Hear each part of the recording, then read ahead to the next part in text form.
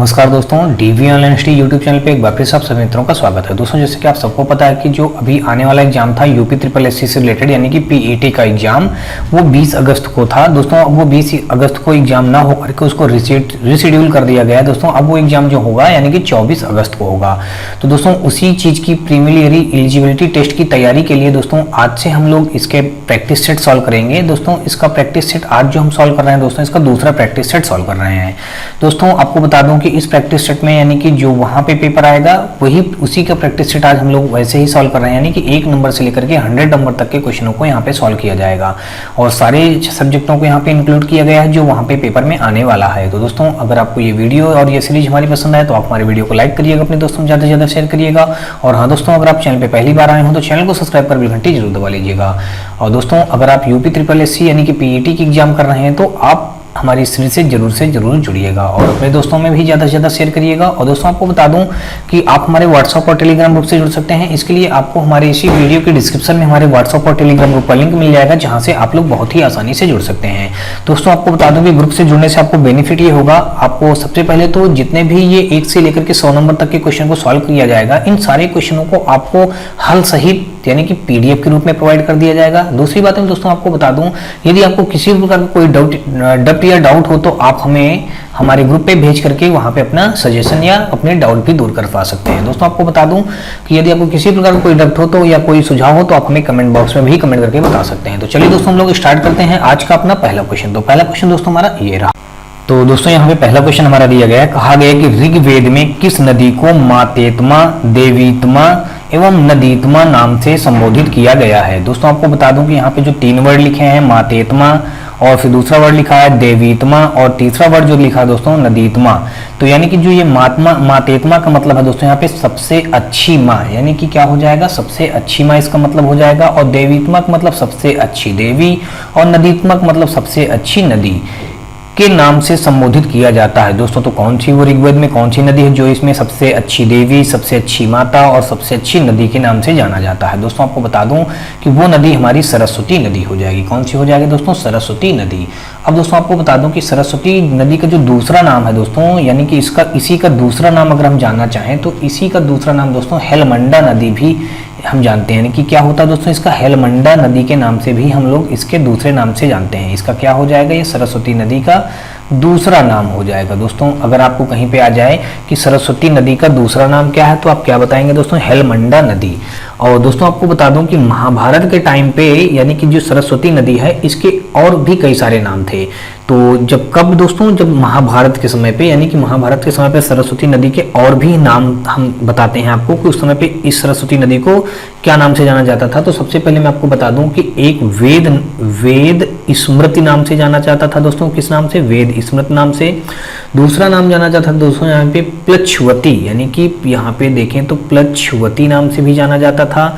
और तीसरा अगर एक नाम देखें तो वेदवती नाम से भी जाना जाता था। क्या नाम से दोस्तों? वेदवती नाम से। तो दोस्तों आपको यहाँ पे इतनी सारी बातें पता चल गई कि ऋग्वेद में किस नदी को मातेत्मा, देवीत्मा एवं नदीत्मा नाम से जाना जाता था। दोस्तों आपको बता दूं कि सरस्वती नदी, और सरस्वती का दूसरा नाम हम क्या जानते हैं? हेलमंडा नदी के नाम से भी जाना जाता है दोस्तों। और बता दूं आपको कि यहाँ पे महाभारत के टाइम पे ये सरस्वती नदी के क्या नाम से हम जानते थे? वेद स्मृति नाम से जानते थे, प्लच्छवती नाम से जानते थे और वेदवती नाम से भी जाने जाते थे। तो दोस्तों यहाँ पे अगला क्वेश्चन देखते हैं हम लोग। अगला क्वेश्चन हमारा यहाँ पे ये दिया गया है और इस क्वेश्चन पे कहा गया है कि जैन धर्म में पूर्ण ज्ञान के लिए किस शब्द का उल्लेख किया गया है। तो दोस्तों आपको यहाँ पे क्या पूछा गया है कि जैन धर्म में पूर्ण ज्ञान के लिए किस शब्द का उल्लेख किया गया है। तो सबसे पहले मैं आपको बता दूं दोस्तों कि जैन धर्म में जो पूर्ण ज्ञान के लिए यहाँ पे कैवल्य शब्द का उपयोग किया गया है। किस चीज का दोस्तों उपयोग किया गया है? कैवल्य शब्द का। तो अब दोस्तों मैं आपको बता दूं यहाँ पे जो कैवल्य शब्द लिखा है इसका मेन अर्थ क्या होता है? यहाँ पे होता है मोक्ष की प्राप्ति। क्या होता है दोस्तों? यहाँ पे मोक्ष की प्राप्ति। यहाँ पे कैवल्य शब्द का मेन अर्थ क्या हो जाएगा? मोक्ष की प्राप्ति हो जाएगा। दूसरी बातों में अगर दोस्तों देखें तो यहाँ पे जैन धर्म के 24वें तीर्थंकर कौन थे? महावीर स्वामी थे दोस्तों। कौन थे? अगर देखें तो यहाँ पे जैन धर्म की बात कही गई तो जैन धर्म से रिलेटेड मैं कुछ चीजें आपको बताता हूँ। यहाँ पे जैन धर्म के 24वें तीर्थंकर, यानी कि बहुत बार पूछा जाता है दोस्तों, जैन धर्म के 24वें तीर्थंकर तीर्थंकर दोस्तों कौन हो जाएंगे, यहाँ पे देखें तो महावीर स्वामी हो जाएंगे। कौन हो जाएंगे दोस्तों, महावीर स्वामी हो जाएंगे। अब ये हो गया दोस्तों जैन धर्म के यानी कि 24वें तीर्थंकर थे। और दोस्तों आपको बता दूं कि जो महावीर स्वामी जो थे यानी कि ये 12 वर्ष की कठोर तपस्या के बाद जृंभिक ग्राम के ऋजुपालिका नदी के किनारे साल के वृक्ष के नीचे इनको पूर्ण ज्ञान प्राप्त हुआ था। दोस्तों यानी कि महावीर स्वामी को ज्ञान की प्राप्ति कहाँ हुई थी, ये 12 वर्ष की कठोर तपस्या, 12 वर्ष के जब थे और तभी उन्होंने बहुत कठोर तपस्या किया और ये जृंभिक ग्राम के ऋजुपालिका नदी के किनारे साल के वृक्ष के नीचे कैवल्य यानी कि जब पूर्ण ज्ञान हो गया तो उसी को कैवल्य बोलते हैं, तभी इनको पूर्ण ज्ञान की प्राप्त हुई थी। तो यहाँ पे दोस्तों 2 का हमारा सी ऑप्शन यहाँ पे राइट हो जाएगा। चलिए अगला क्वेश्चन देखते हैं। और अगला क्वेश्चन दोस्तों हमारा यहाँ पे ये दिया गया है, इसमें पूछा गया है कि मगध की प्रथम राजधानी कौन थी। तो दोस्तों यहाँ पे देखें तो मगध की जो प्रथम राजधानी हो जाएगी वो दोस्तों हो जाएगी गिरिव्रज, यानी कि बोले तो इसको राजगृह भी कहा जाता है। तो अब दोस्तों मैं आपको बता दूं कि जो मगध की हमारी प्रथम राजधानी क्या थी, गिरिव्रज। इसके बारे में थोड़ा सा जान लेते हैं। दोस्तों आपको बता दूं कि बृहदत्त का पुत्र जरासंध प्रथम शासक था जिसने गिरिव्रज राजगृह की राजधानी बनाया। दोस्तों कौन था, अब यहाँ पे गिरिव्रज यानी कि राजधानी जिसने बनाया था, मगध की प्रथम राजधानी गिरिव्रज जो बनाया था वो कौन था दोस्तों, बृहदत्त। यानी कि अगर हम लिखें तो यहाँ पे लिख देते हैं बृहदत्त का पुत्र जरासंध। इसका पुत्र क्या था दोस्तों, इसका पुत्र था जरासंध। तो हमने जरासंध लिख दिया। जरासंध, बृहदत्त का पुत्र जरासंध प्रथम शासक था। एक बात तो आप ये जान लीजिए कि प्रथम शासक था। एक बात ये हो गई दोस्तों। दूसरी बात अगर देखें तो यहाँ पे इसने क्या था, जिसने गिरिव्रज यानी कि राजगृह को राजधानी बनाया, यानी कि कौन था, बृहदत्त का पुत्र जरासंध प्रथम शासक भी था और इसी ने गिरिव्रज राजगृह की राजधानी बनाया था, मगध की राजधानी को बनाया था। तो अगला क्वेश्चन देखते हैं दोस्तों। यहाँ पे 3 के बाद अगर 4 नंबर क्वेश्चन देखें तो यहाँ पे कहा गया है कि महमूद गजनवी के सोमनाथ अभियान के समय चोल राज्य का शासक कौन था। तो यहाँ पे अगर देखें तो दोस्तों महमूद गजनवी के सोमनाथ अभियान के समय चोल राज्य का शासक कौन था। तो दोस्तों आपको बता दूं कि यहाँ पे कौन था, राजेंद्र प्रथम था। कौन था, यानी कि ऑप्शन नंबर 4 का डी के साथ ही क्वेश्चन क्या हो जाएगा, राइट हो जाएगा, यानी कि राजेंद्र प्रथम। फिर से एक बार दोस्तों क्वेश्चन रिपीट कर लीजिए। महमूद गजनवी के सोमनाथ अभियान के समय चोल राज्य का शासक कौन था, राजेंद्र प्रथम था। अगला क्वेश्चन देखते हैं दोस्तों। यहाँ पे 4 के बाद 5 नंबर और 5 नंबर क्वेश्चन में कहा गया है कि अकबर ने नया धर्म दीन ए इलाही किस वर्ष में प्रारंभ किया था। दोस्तों दीन ए इलाही धर्म अकबर ने किस वर्ष प्रारंभ किया था। तो यहाँ पे देखें तो 1582 ईस्वी में इन्होंने प्रारंभ किया था। कौन, अब ये दीन ए इलाही धर्म किसका है दोस्तों, अकबर ने प्रारंभ किया था। और कौन से वर्ष में प्रारंभ किया था, 1582 ईस्वी में प्रारंभ किया था। दोस्तों बहुत ही अच्छा क्वेश्चन है, ये भी कई बार पूछा जाता है एग्जामों पे। अगला क्वेश्चन देखते हैं दोस्तों। 5 की बात अगर हम 6 नंबर देखें तो 6 नंबर क्वेश्चन पे यहाँ पे दिया गया है, कहा गया है कि कांग्रेस के त्रिपुरी अधिवेशन के बाद सुभाष चंद्र बोस व दक्षिण पंथियों को समस्त विवाद किस प्रश्न पर केंद्रित हो गया। अब यहाँ पे 4 ऑप्शन दिए गए, कांग्रेस की कार्यकारिणी समिति के गठन पर, देशी राज्य के प्रति नीति पर, केंद्र सरकार के प्रति रुख पर, कांग्रेस समाजवाद दल के सदस्यों की दोहरी सदस्यता पर। अब यहाँ पे हमको ये बात बतानी है कि कौन सा हो जाएगा। तो दोस्तों मैं आपको बता दूं कि यहाँ पे जो कांग्रेस के त्रिपुरी अधिवेशन के बाद सुभाष चंद्र बोस व दक्षिण पंथियों का समस्त विवाद किस प्रश्न पर केंद्रित था। तो यहाँ पे जो ऑप्शन नंबर ए दिया गया है कि कांग्रेस की कार्यकारिणी और समिति के गठन पर पूरा केंद्रित था। तो यहाँ के देखें दोस्तों 6 का हमारा ए ऑप्शन क्या हो जाएगा, बिल्कुल राइट हो जाएगा। अगला क्वेश्चन हम लोग देखते हैं दोस्तों। और अगला क्वेश्चन जो हमारा है यहाँ पे 6 के बाद 7 नंबर देखें तो 7 नंबर क्वेश्चन में दिया गया है, कहा गया है कि 1905 ईस्वी में बंगाल विभाजन किस वायसराय ने किया था। अब दोस्तों 1905 ईस्वी में जो बंगाल विभाजन किस वायसराय ने किया था, हमको ये बात यहाँ पे बताना है। 4 ऑप्शन दिए गए हैं दोस्तों, Lord Hardinge, Lord Curzon, Lord Lytton, Lord Minto. तो यहाँ पे अगर देखें दोस्तों तो लॉर्ड कर्जन हमारे इस क्वेश्चन का क्या हो जाएगा, राइट आंसर हो जाएगा। यानी कि 7 का बी के साथ ही क्वेश्चन क्या हो जाएगा, राइट आंसर हो जाएगा। फिर से एक बार दोस्तों ध्यान से देख लीजिएगा, 1905 ईस्वी में बंगाल विभाजन किस वायसराय ने किया था, तो लॉर्ड कर्जन ने किया था। अगला क्वेश्चन देखते हैं दोस्तों। 7 के बाद अगर देखें तो हम 8 नंबर देखते हैं। 8 नंबर क्वेश्चन में कहा गया है कि महात्मा गांधी किस वर्ष दक्षिण अफ्रीका से भारत लौटे? बहुत अच्छा क्वेश्चन है दोस्तों। यानी कि महात्मा गांधी जो थे वो दक्षिण अफ्रीका जब गए थे तो वहां से किस वर्ष भारत में लौटे?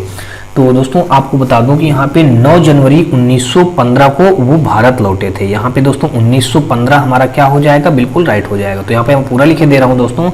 यहाँ पे कभी कभी पूरा भी पूछ लेता है कि 9 जनवरी 1915 को महात्मा गांधी दक्षिण अफ्रीका से भारत लौटे थे। और अब दोस्तों इनके बारे में थोड़ा सा और मैं बता देता हूँ आपको कि ये जो अप्रैल 1893 यानी कि ये जब दक्षिण अफ्रीका गए थे, यानी कि अप्रैल 1893 से गए थे और ये कब तक वहां पे थे? जनवरी 1915 में वहां से वापस आए। जनवरी 1915 में वापस आए। तो दोस्तों आपको बता दूं कि यहाँ पे लगभग ये कितने वर्ष वहां पे थे? ये लगभग वहां पे अगर देखें तो लगभग ये कुल मिलाकर के 22 वर्ष वहां पे रुके। कहाँ पे? यानी दक्षिण अफ्रीका पे रुके थे। तो यहाँ पे 1915 के साथ, यानी कि ऑप्शन नंबर 8 का ए के साथ हमारे क्वेश्चन क्या हो जाएगा? बिल्कुल राइट हो जाएगा। अगला क्वेश्चन देखते हैं दोस्तों। 8 के बाद अगर 9 नंबर देखें तो 9 नंबर क्वेश्चन पे दिया गया है, कहा गया कि निम्न में से कौन एक सुमेलित नहीं है? अब दोस्तों यहाँ पे भारतीय ब्रह्म समाज जो बताया गया है, फिर उसके बाद बताया गया है तत्वबोधिनी सभा यानी केशव चंद्र सेन बताया गया है, सत्य शोधक समाज देवेंद्र नाथ टैगोर बताया गया है, फिर कहा गया सर्वेंट ऑफ इंडिया सोसाइटी के यानी कि कौन है? गोपाल कृष्ण गोखले हैं। यानी इसमें ये पूछ बताना है कि एक सही सुमेलित कौन सा है। दोस्तों आपको बता दूं कि भारतीय ब्रह्म समाज ये गलत है। यहाँ पे तत्वबोधिनी सभा जो है देवेंद्र नाथ टैगोर ने किया था, लेकिन यहाँ पे केशव चंद्र सेन लिखा है, भी गलत है। सत्य शोधक समाज ये भी गलत है दोस्तों। यहाँ पे जो राइट हो जाएगा सर्वेंट ऑफ इंडिया सोसाइटी के कौन है? गोपाल कृष्ण गोखले, यानी कि ये ऑप्शन डी के साथ ये क्वेश्चन हमारा क्या हो जाएगा? बिल्कुल राइट हो जाएगा। अगला क्वेश्चन देखते हैं दोस्तों 10 नंबर, और 10 नंबर क्वेश्चन पे दिया गया है, कहा गया है गदर पत्र का प्रथम अंक किस भाषा में प्रकाशित हुआ? तो दोस्तों आप फिर से क्वेश्चन पढ़ लीजिए। यहाँ पे कहा गया कि गदर पत्र का प्रथम अंक किस भाषा में प्रकाशित हुआ था? तो आपको दोस्तों बता दूं कि गदर पत्र का प्रथम अंक किस भाषा में प्रकाशित हुआ था? तो वो उर्दू भाषा थी। यानी कि ऑप्शन नंबर देखें तो यहाँ पे 10 का ए के साथ ये क्वेश्चन क्या हो जाएगा? राइट हो जाएगा। अगला क्वेश्चन देखते हैं दोस्तों 10 के बाद अगर देखें 11 नंबर, तो 11 नंबर क्वेश्चन हमारा ये दिया गया है। तो दोस्तों इस क्वेश्चन में दिया गया, कहा गया है कि अयोध्या किस नदी के तट पर अवस्थित है? दोस्तों 4 ऑप्शन दिए गए हैं, फाल्गु, गंगा, सरयू, यमुना। तो इन 4 ऑप्शनों से दोस्तों आपको देख करके ये बताना है कि ये अयोध्या नदी है तो किस नदी के मतलब समीप या नदी के तट पर अवस्थित है। तो दोस्तों आपको बता दूं कि यहाँ पे ऑप्शन नंबर सी के साथ ये क्वेश्चन क्या हो जाएगा? राइट हो जाएगा। तो अयोध्या नदी जो है हमारा सरयू नदी के तट पर अवस्थित है। दोस्तों आपको बता दूं कि जो ये सरयू नदी है इसको अन्य नाम से भी हम जानते हैं। सरयू नदी के दूसरे नाम दोस्तों आपको बता दूं क्या होता है? सबसे पहले तो ये घाघरा नदी हम बोलते हैं, यानी सरयू नदी को घाघरा नदी भी कह देंगे, और सरयू नदी को हम सरजू नदी भी कह सकते हैं दोस्तों। यहाँ पे इसका उपनाम सरजू नदी भी होता है, और इसका और एक नाम अगर जाने दोस्तों तो शारदा नदी भी होता है दोस्तों। क्या होता है? शारदा नदी।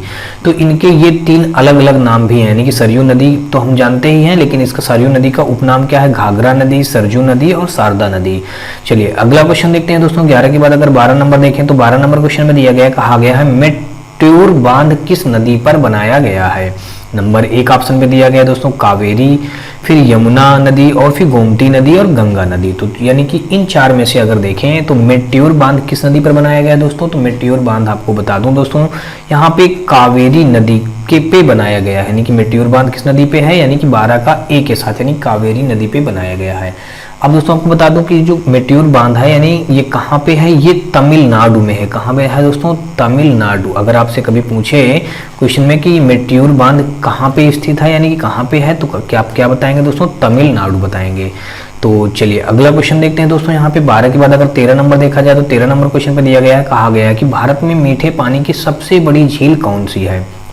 तो दोस्तों 4 ऑप्शन दिए गए हैं, चिल्का, वुलर, लोकटक और सांभर। तो यहाँ पे जो हो जाएगी भारत में मीठे पानी की सबसे बड़ी झील जो हो जाएगी तो दोस्तों वो उलर झील हो जाएगी। यानी कि ऑप्शन नंबर यहाँ पे 13 का बी के साथ ये क्वेश्चन क्या हो जाएगा? बिल्कुल राइट हो जाएगा। अब अगर दोस्तों तो ये उलर झील अगर जाने कहाँ पे स्थित है तो ये दोस्तों आपको बता दूं कि ये जम्मू कश्मीर में स्थित है। कहाँ पे स्थित है दोस्तों? जम्मू कश्मीर में स्थित है। चलिए और जानते हैं दोस्तों। अब आपको बता दूं कि तो ये दोस्तों जम्मू कश्मीर में, तो जम्मू कश्मीर के कौन से जिले में होगी? तो जम्मू कश्मीर के ये जिला जो है दोस्तों वादीपोर जिला है। यानी कि वादीपोर पोर जिला है वहाँ पे ये वादीपुर जिला में है, ये पूरा इसका मेन मतलब हो जाएगा। यानी कि भारत में मीठे पानी की सबसे बड़ी झील वुलर झील है और ये कहाँ पे है दोस्तों, जम्मू कश्मीर के वादीपुर जिले में है। ये हो जाएगा इस क्वेश्चन का राइट आंसर। अगला क्वेश्चन देखते हैं दोस्तों 13 के बाद अगर देखें तो 14 नंबर क्वेश्चन पे दिया गया है। यहाँ पे कहा गया कि निम्न में से कौन सा हिमनद उत्तराखंड में स्थित नहीं है। अब दोस्तों बताया गया कंचनजंगा, मिलाम, गंगोत्री और केदारनाथ। दोस्तों तो आपको पता ही होगा यहाँ पे केदारनाथ उत्तराखंड में ही स्थित है, गंगोत्री भी हमारी उत्तराखंड में स्थित है और दोस्तों मिलाम जो लिखा है ये भी हमारी उत्तराखंड पे ही स्थित है। लेकिन अगर देखें तो जो कंचनजंगा लिखा है ये जो हमारा है ये हिमनद हमारा उत्तराखंड में स्थित नहीं है। अगर जाने दोस्तों तो कंचनजंगा कहाँ पे स्थित है, ये हमारा सिक्किम में स्थित है। दोस्तों कहाँ पे स्थित है, यहाँ पे ये हमारा सिक्किम में स्थित हो जाएगा। यानी कि ऑप्शन नंबर यहाँ पे देखें तो कुल मिला के 14 का एक के साथ क्वेश्चन क्या हो जाएगा, राइट हो जाएगा। अगला क्वेश्चन देखते हैं दोस्तों 15 नंबर और 15 नंबर क्वेश्चन पे दिया गया, कहा गया है कि मेघालय के पठार भाग हैं कौन सा, हिमालय श्रेणी का भाग है, प्रायद्वीपीय खंड का है, पूर्वी काट पर्वतों का है, सतपुरा श्रेणी का है। तो दोस्तों आपको बता दूं कि मेघालय के जो पठार भाग हैं वो प्रायः द्वीपीय खंड के हैं। कौन से दोस्तों, प्रायः द्वीपीय खंड के हैं। तो ऑप्शन नंबर 15 का हमारा बी के साथ क्वेश्चन क्या हो जाएगा, राइट हो जाएगा। अगला क्वेश्चन देखते हैं दोस्तों 16 नंबर और 16 नंबर क्वेश्चन पे दिया गया है, कहा गया कि गरीबी हटाओ का नारा कौन सी पंचवर्षीय योजना के दौरान दिया गया था।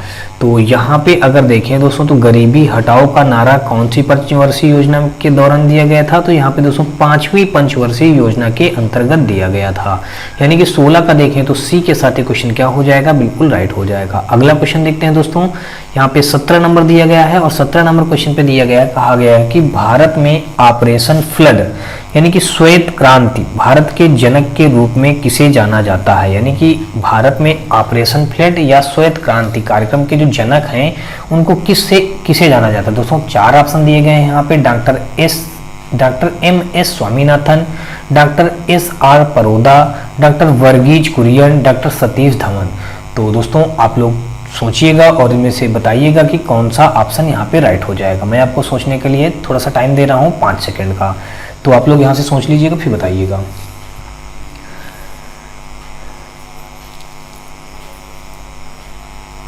तो चलिए दोस्तों मैं इसका आंसर बताता हूँ। यहाँ पे जो हो जाएगा भारत में ऑपरेशन फ्लड यानी श्वेत क्रांति की कार्यक्रम के जनक जो हो जाएंगे दोस्तों डॉक्टर वर्गीज कुरियन हो जाएंगे। कौन हो जाएंगे दोस्तों, डॉक्टर वर्गीज कुरियन हमारे इस क्वेश्चन का क्या हो जाएगा, बिल्कुल राइट आंसर हो जाएगा। अब अगर दोस्तों आप जानना चाहेंगे डॉक्टर M.S. स्वामीनाथन ये किस चीज़ के हमारे जनक हैं, तो ये आपको बता दूं कि ये हमारे हरित क्रांति के जनक हैं। किसके हैं दोस्तों, मैं लिखे दे रहा हूँ आगे चलकर, आगे हरित क्रांति के ये क्या हैं, जनक हैं। किसके हैं दोस्तों, हरित क्रांति के जनक हैं।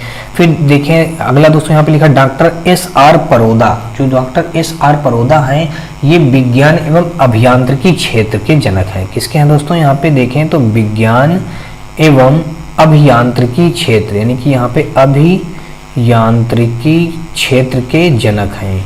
यानी कि परोदा जो हैं विज्ञान एवं अभियांत्रिकी क्षेत्र के ये क्या हैं, अभियांत्रिकी क्षेत्र। तो ये हो गया दोस्तों। अब अगला यहाँ पे दिया गया है एक बच रहा डॉक्टर सतीश धवन। तो दोस्तों ये डॉक्टर सतीश धवन जो लिखा है ये रॉकेट वैज्ञानिक है। कौन है दोस्तों, ये रॉकेट वैज्ञानिक है। तो हमने यहाँ पे लिख दिया रॉकेट वैज्ञानिक। और ये जो हमारे हैं डॉक्टर वर्गीज कुरियन ये क्या है, ये ऑपरेशन फ्लड या फिर श्वेत क्रांति के जनक हैं। चलिए अगला क्वेश्चन देखते हैं दोस्तों 17 के बाद 18 नंबर और 18 नंबर क्वेश्चन में कहा गया है कि भारत ने WTO की सदस्यता कब ग्रहण की, सन 1995 में, 1947 में या 1991 में या फिर दोस्तों 1994 में। तो हमको यहाँ से ये बात बतानी है कि जो भारत ने WTO की सदस्यता ग्रहण की थी वो किस वर्ष ग्रहण की थी।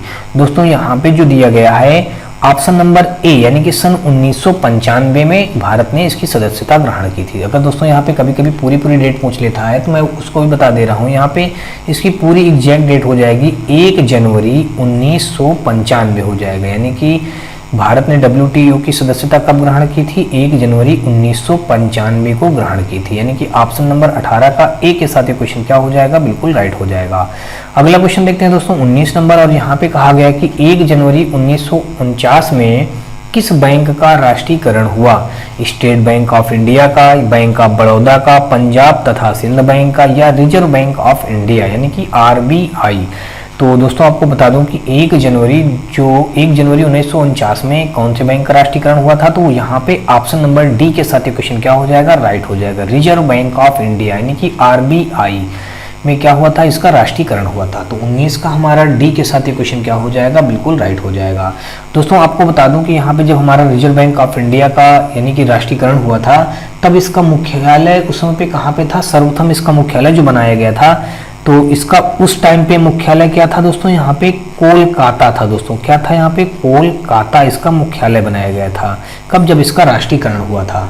चलिए अगला क्वेश्चन देखते हैं दोस्तों। 19 के बाद अगर देखें तो 20 नंबर क्वेश्चन पे दिया गया है, कहा गया कि भारत में नवीनतम विमुद्रीकरण कब किया गया।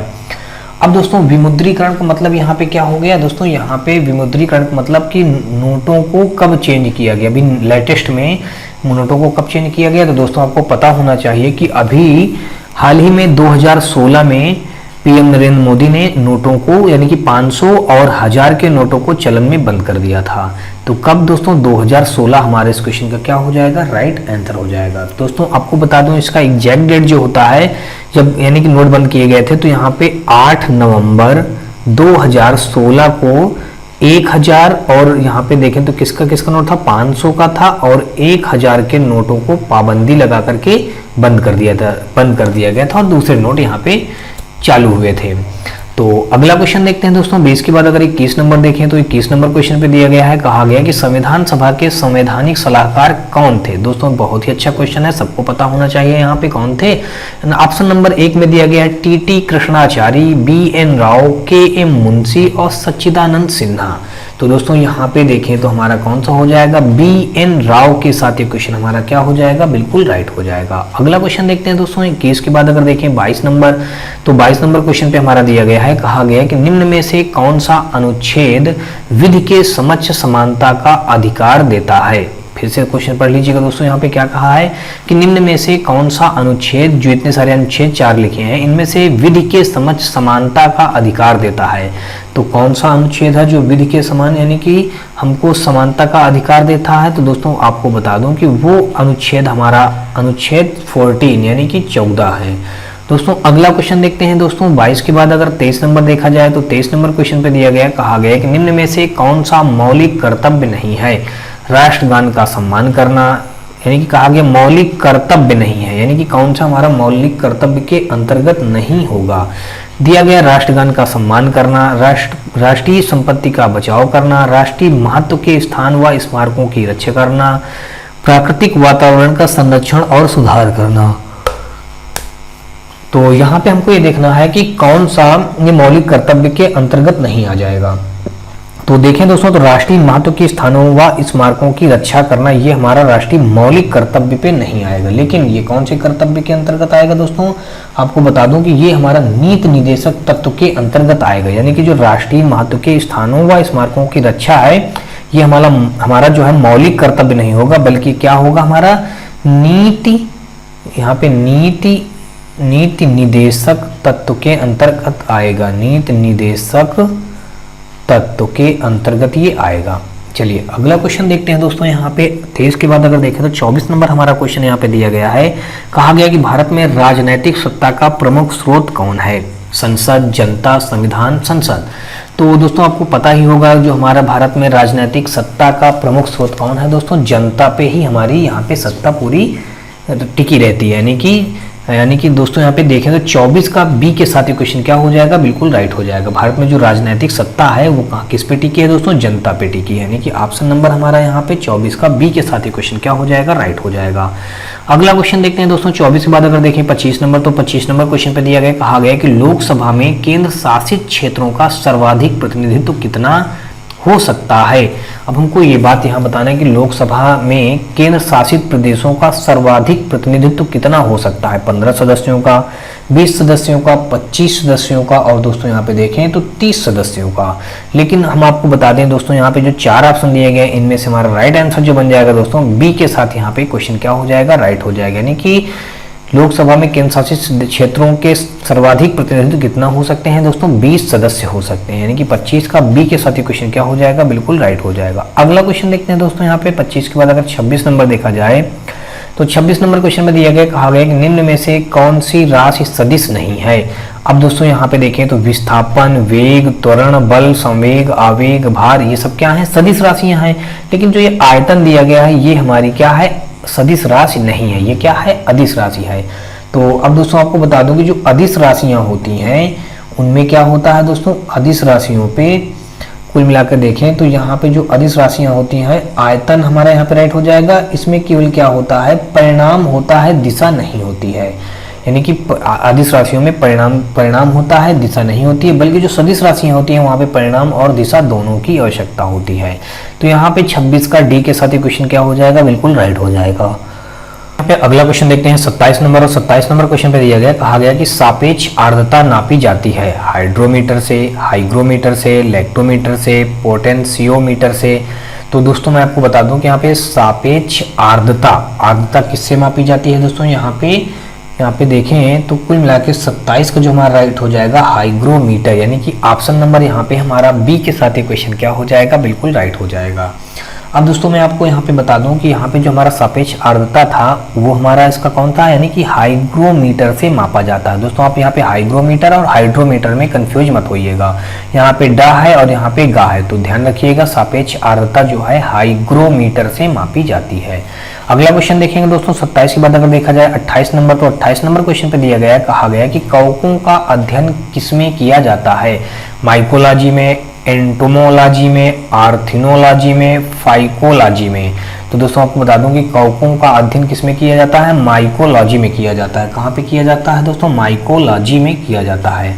अब दोस्तों यहाँ पे देखें तो अब यानी कि हमको तो ये बात पता चल गई कवकों का अध्ययन कहाँ पे किया जाता है, माइकोलॉजी में किया जाता है। और ये एंटोमोलॉजी, ये जो एंटोमोलॉजी है इसका प्रयोग कहाँ पे किया जाता है दोस्तों, मैं आपको बता देता हूँ, लिख देता हूँ, यहाँ पे कीट पतंगों में इसका प्रयोग किया जाता है। कहाँ पे प्रयोग किया जाता है, कीट पतंगों में। फिर यहाँ पे लिखा है आर्थिनोलॉजी, तो यहाँ पे दोस्तों आर्थिनोलॉजी का प्रयोग कहाँ पे किया जाता है दोस्तों, आपको मैं बता देता हूँ, यहाँ पे पक्षियों पे इसका प्रयोग किया जाता है। कहाँ पे, पक्षियों के प्रयोग में किया जाता है आर्थिनोलॉजी का। अब यहाँ पे दोस्तों एक और बच रहा है हमारा यहाँ पे फाइकोलॉजी, तो फाइकोलॉजी का प्रयोग यहाँ पे शैवालों में किया जाता है। कहाँ पे किया जाता है दोस्तों, यहाँ पे शैवालों में। तो कुल मिला के हमको सब बात पता चल गई कि कवकों का अध्ययन किसमें किया जाता है, माइकोलॉजी में किया जाता है। अगर कहीं पे एंटोमोलॉजी पूछ लिया जाए दोस्तों तो वहाँ पे कीट पतंगों में किया जाता है। ये पतंगों है दोस्तों, इसको चामत समझिएगा, और ये कीट पतंगों में किया जाता है एंटोमोलॉजी का, और आर्थिनोलॉजी का पक्षियों में किया जाता है, माइकोलॉजी का अध्ययन हम लोग शैवालों में करते हैं। अगला क्वेश्चन देखते हैं दोस्तों 28 के बाद अगर 29 नंबर देखा जाए तो 29 नंबर क्वेश्चन पे दिया गया, कहा गया कि स्टार फिश का संबंध निम्न में से किससे है, एनेलिडा से, इकाइनोडर्मेटा से, आर्थ्रोपोडा से, इनमें से कोई नहीं। तो यहाँ पे अगर देखें तो स्टार फिश जो हमारी क्या होती है, एक प्रकार की मछली होती है। इसका जो संबंध किससे है दोस्तों, यहाँ पे इकाइनोडर्मेटा से है। किससे है दोस्तों, इकाइनोडर्मेटा, यानी कि ऑप्शन नंबर देखा जाए तो यहाँ पे हमारा 29 का बी के साथ क्वेश्चन क्या हो जाएगा, राइट हो जाएगा। अब दोस्तों यहाँ पे लिखा है एनेलिडा। अब दोस्तों अगर एनेलिडा के बारे में जाने तो एनेलिडा क्या है, एक संघ है, यानी कि ये किस संघ के अंतर्गत आता है, कौन सा, एनेलिडा। ये आता है हमारा दोस्तों यहाँ पे जोंक जो होते हैं और यहाँ पे केचुआ, तो इसके अंतर्गत हमारा क्या आता है यहाँ पे, यानी कि एनेलिडा के अंतर्गत जोंक और केचुआ आते हैं। अब यहाँ पे देखें तो दोस्तों ये जो हमारा आर्थ्रोपोडा लिखा है, आर्थ्रोपोडा के अंतर्गत कौन सा आता है दोस्तों, यहाँ पे रेशम कीट आता है। कौन सा आता है, रेशम कीट, या फिर हम दूसरे भाषा में क्या कह सकते हैं दोस्तों, यहाँ पे मधुमक्खी भी कह सकते हैं। क्या कह सकते हैं, मधुमक्खी। तो कुल मिला के यहाँ पे देखें तो यहाँ पे हमारा कौन सा राइट हो जाएगा, यहाँ पे हमारे स्टार फिश का संबंध इकाइनोडर्मेटा हमारा हो जाएगा, इस क्वेश्चन का राइट आंसर हो जाएगा। कभी दोस्तों एनेलिडा के बारे में पूछ लिया जाए तो मैंने बताया कि एनेलिडा के अंतर्गत जोंक और केचुआ आते हैं, आर्थ्रोपोडा के अंतर्गत हमारे रेशम कीट और मधुमक्खी जैसे आते हैं। अगला क्वेश्चन देखते हैं यहाँ पे 30 नंबर यानी कि 30 नंबर क्वेश्चन पे दिया गया, कहा गया है कि आम का वैज्ञानिक नाम क्या है। दोस्तों सबको पता होगा कि आम का वैज्ञानिक नाम क्या है, मैंगीफेरा इंडिका नाम है। दोस्तों क्या नाम है, मैंगीफेरा इंडिका। तो दोस्तों अगर आपसे पूछा जाए कि पीसम सेटिवम ये किसका नाम है दोस्तों, पीसम सेटिवम, तो अगर आप दोस्तों जानना चाहें तो मैं आपको बताता हूं कि पीसम सेटिवम किसका ये होता है वैज्ञानिक नाम, ये होता है मटर का होता है। किसका होता है दोस्तों, मटर का वैज्ञानिक नाम होता है। अब अगर ऐसे देखें ट्रिटिकम एस्टिवम, अब यहाँ पे जो दोस्तों लिख गया ट्रिटिकम एस्टिवम, ये किसका होता है दोस्तों, मैं आपको बता दूं कि गेहूं का होता है। किसका होता है दोस्तों, गेहूं का होता है। और ऊर्जा सेटिवा, अब दोस्तों जो यहाँ पे लिखा है ऊर्जा सेटिवा, तो ये होता है हमारा दोस्तों धान का कह दें या फिर हम चावल का भी कह सकते हैं। तो कुल मिला के हमको यहाँ से सारी बातें पता चल गई, यानी कि आम का वैज्ञानिक नाम मैंगीफेरा इंडिका है, मटर का वैज्ञानिक नाम पीसम सेटिवम है, और गेहूं का वैज्ञानिक नाम ट्रिटिकम एस्टिवम है, और धान या चावल का वैज्ञानिक नाम ऊर्जा सेटिवा है। तो अगला क्वेश्चन देखते हैं दोस्तों। 30 के बाद अगर देखें तो 31 नंबर क्वेश्चन पे दिया गया है। यहाँ पे दोस्तों हमारी मैथ आ गई 31 नंबर क्वेश्चन पे। यहाँ पे कहा गया कि 5 संख्याओं जिनका औसत 105 है, उनमें से पहली संख्या अन्य 4 संख्याओं के योग का 2/5 गुना है। तो पहली संख्या हमको बतानी है कि कौन सी हो जाएगी। तो दोस्तों अगर हम निकालें 5 संख्याओं का, अगर हम योग निकालें, क्या निकालें दोस्तों, 5 संख्याओं का हमने क्या निकाल लिया, योग निकाल लिया। अब दोस्तों 5 संख्याओं का जब योग निकालेंगे तो यहाँ पे हो जाएगा हमारा 105 × 5, तो कितना हो जाएगा दोस्तों, 525 बन जाएगा। कितना बन जाएगा, 5 संख्याओं का योग 525 हो गया। अब कहा क्या गया है, उनमें से पहली संख्या अन्य 4 संख्याओं के योग का 2/5 है। तो यहाँ पे हमने मान लिया, माना पहली संख्या दोस्तों हमने कुछ मान लेते हैं, माना पहली संख्या जो हमारी है हमने क्या मान लिया दोस्तों, चलिए x मान लेते हैं। ठीक है, हमने पहली संख्या कितनी मान लिया, x। अब कहा गया कि पहली संख्या, तो पहली संख्या हमारी x थी, पहली संख्या अन्य 4 संख्याओं के योग, तो अन्य 4 संख्याओं दोस्तों 5 संख्याओं का योग तो हमको पता है 525 है, और एक संख्या हमने पहली मान लिया x है। तो अगर हम ये पहली संख्या को इस 5 संख्याओं के योग से घटा दे तो हमको 4 संख्याओं का योग पता चल जाएगा। तो हम क्या करेंगे, यहाँ पे 525 माइनस x कर देंगे, और यहाँ पे मल्टीप्लाई हम किसका करेंगे, यानी कि अन्य 4 संख्याओं के योग का 2/5 है, तो हम यहाँ पे 2/5 का गुणा कर देंगे। अब हमको पहली संख्या ज्ञात करनी है, यानी कि पहली संख्या हमने x मानी है, तो x की वैल्यू हमको निकालनी है। तो अब क्या करें दोस्तों, अगर हम क्रॉस मल्टीप्लाई कर दें तो 5 का हमारा x के साथ मल्टीप्लाई हो जाएगा तो 5x हो जाएगा, 2 का इसके साथ मल्टीप्लाई हो जाएगा तो हो जाएगा यहाँ पे 1050 हो जाएगा। 525 का गुणा 2 में करेगा तो 1050 बन जाएगा, और यहाँ पे माइनस का 2x हो जाएगा। दोस्तों -2x जब इधर आएगा 5 के साथ तो हो जाएगा इधर प्लस का 7x हो जाएगा, इधर हो जाएगा 1050 हो जाएगा। अब अगर हम x की वैल्यू निकालें तो 7 × 9 7 हो जाएगा, 3 बचा 35 हो गया, 7 × 35 दोस्तों 150 हो गया। यानी कि पहली संख्या हमको बात पता चल गई, पहली संख्या कौन सी है हमारी, 150 है, यानी कि 150। यानी कि देखें तो 31 का डी के साथ ये क्वेश्चन क्या हो जाएगा, बिल्कुल राइट हो जाएगा। अगला क्वेश्चन देखते हैं दोस्तों। 31 के बाद अगर देखें 32 नंबर, तो 32 नंबर क्वेश्चन पे दिया गया है, कहा गया कि एक आदमी का वेतन 30% से बढ़ा दिया जाता है, उसके बढ़े हुए वेतन को कितने प्रतिशत कम कर दिया जाए कि उसका आरंभिक वेतन प्राप्त हो जाए। हमको यहाँ से ये बात बतानी है। क्या कहा गया दोस्तों, क्वेश्चन में कहा गया कि एक आदमी का वेतन 30% से बढ़ा दिया जाता है, उसके बढ़े हुए वेतन को कितने प्रतिशत कम कर दिया जाए कि उसका आरंभिक वेतन प्राप्त हो। दोस्तों कितना बढ़ाने के लिए वेतन कहा, 30%, तो 30 बटे यहाँ पे 100 प्लस का 30, और प्रतिशत में पूछा है इसलिए दोस्तों हम 100 का मल्टीप्लाई कर देंगे। तो यहाँ पे प्रतिशत वृद्धि हम निकाल रहे हैं दोस्तों, कितने निकाल रहे हैं, यानी कि प्रतिशत वृद्धि। तो अब अगर इसको सॉल्व करें तो ये हो जाएगा हमारा 30 मल्टीप्लाई यहाँ पे हो जाएगा 130 × 100। दोस्तों ये 3 0 से ये 0 हमने कट कर दिया, और अगर इसको देखें तो ये बन जाएगा हमारा 300/13 बन जाएगा। अब जब हम क्या करेंगे दोस्तों, 13 के इसमें भाग दे देंगे तो यहाँ पे हो जाएगा 13 दूना 26 हो जाएगा, तो 2 आ जाएगा दोस्तों, और बचा हमारा कितना, 4 बचा, हो गया 40। तो अब 13 चौको 52, 13 पचे 65, 13 चौको 52 देश ज्यादा हो जाएगा। अब यहाँ पे 40 13 39 203 बार जाएगा, और 1 बचा बटे यहाँ पे हो जाएगा 13, इतना परसेंट, यानी कि 23 सही 1/13%, 23 सही 1/13% हमारे इस क्वेश्चन में क्या हो जाएगा, राइट आंसर बन जाएगा। तो देखिए तो दोस्तों 32 का हमारा बी के साथ ही क्वेश्चन क्या हो जाएगा, बिल्कुल राइट हो जाएगा। अगला क्वेश्चन देखते हैं दोस्तों। 32 के बाद अगर देखें 33 नंबर, तो 33 नंबर क्वेश्चन पे हमारा ये दिया गया है, और यहाँ पे कहा गया कि यदि 0.25 और 0.75 के योग को 0.5 और 0.3 के अंतर से विभाजित करें तो परिणाम क्या प्राप्त होगा, हमको ये बात बतानी है। तो दोस्तों यहाँ पे सबसे पहले कहा है कि 0.25, तो हम अगर यहाँ पे 0.25 लिख लेते हैं, और यहाँ पे 0.75 के योग, तो हम पहले इनका योग कर लेते हैं, तो 5 5 10 हो जाएगा, 7 2 9 1, 10 की 0, फिर यहाँ पे 1 आ जाएगा, तो कुल मिला के इनका योग 1 आ गया। फिर कहा गया है कि 0.5 और 0.3 के अंतर से विभाजित किया जाए, यानी कि इसके अंतर से इसको भाग दिया जाए। तो अब अगर हम घटाएं तो 0.5 0.3 आपस में घटा दिया, तो यहाँ पे आ गया 0.2 आ गया। अब भाग दिया जाए दोस्तों, यहाँ पे ये 1 था तो ये क्या था दोस्तों, यहाँ पे एक, अब एक से हम भाग देंगे, किसमें देंगे दोस्तों, यहाँ पे भाग देंगे 2 से, ये 0.2 से, अभी पॉइंट हटाया, ऊपर एक जीरो बढ़ गया, जब ऊपर एक हमारा जीरो बढ़ जाएगा 2 से हमारा ये कट जाएगा कितनी बार में दोस्तों, 5 बार में कट जाएगा। तो यानी कि देखें तो ऑप्शन नंबर यहाँ पे हमारा 33 का सी के साथ ही क्वेश्चन क्या हो जाएगा, बिल्कुल राइट हो जाएगा। अगला क्वेश्चन देखते हैं दोस्तों 33 के बाद अगर हम 34 नंबर देखें तो 34 नंबर क्वेश्चन पे हमारा दिया गया है, यहाँ पे कह दिया गया कि 51.84 बटे 4.32 का मान 12 हो तो हमको इसकी वैल्यू का मान निकालना है। तो अगर यहाँ पे दोस्तों हम देखें तो कुल मिलाकर के यहाँ पे हमारा 51.84 बटे यहाँ पे 4.32, दोस्तों यहाँ पे दशमलव हमने काटा, यहाँ पे दशमलव काटा, हमारे कुल मिलाकर के ये आ गया 5184 बटे 432, यानी कि इतने का वैल्यू हमको पता है दोस्तों, क्या पता है, 12 है। इसकी वैल्यू कितनी है दोस्तों, यहाँ पे 12 दी गई है। तो अब हम क्या करेंगे, इसकी वैल्यू हमको निकालनी है। तो यहाँ पे दिया गया 0.005184 अपान का दोस्तों कितना दिया गया है, 0.432। दोस्तों यहाँ पे देख लीजिएगा ऊपर कितने हैं पॉइंट के बाद अंक, 1 2 3 4 5 6 अंक हैं दोस्तों। ये पॉइंट हटाया, ये पॉइंट हटाया, ये 3 से, तो ये 3 हमारे पद बराबर हो जाएंगे, लेकिन ऊपर अभी हमारे 3 पद और बचेंगे, तो नीचे हमने 3 जीरो और बना दिया। अब अगर यहाँ पे देखें तो ये आ जाएगा 5184 बटे जो आ जाएगा हमारा 432 हो जाएगा।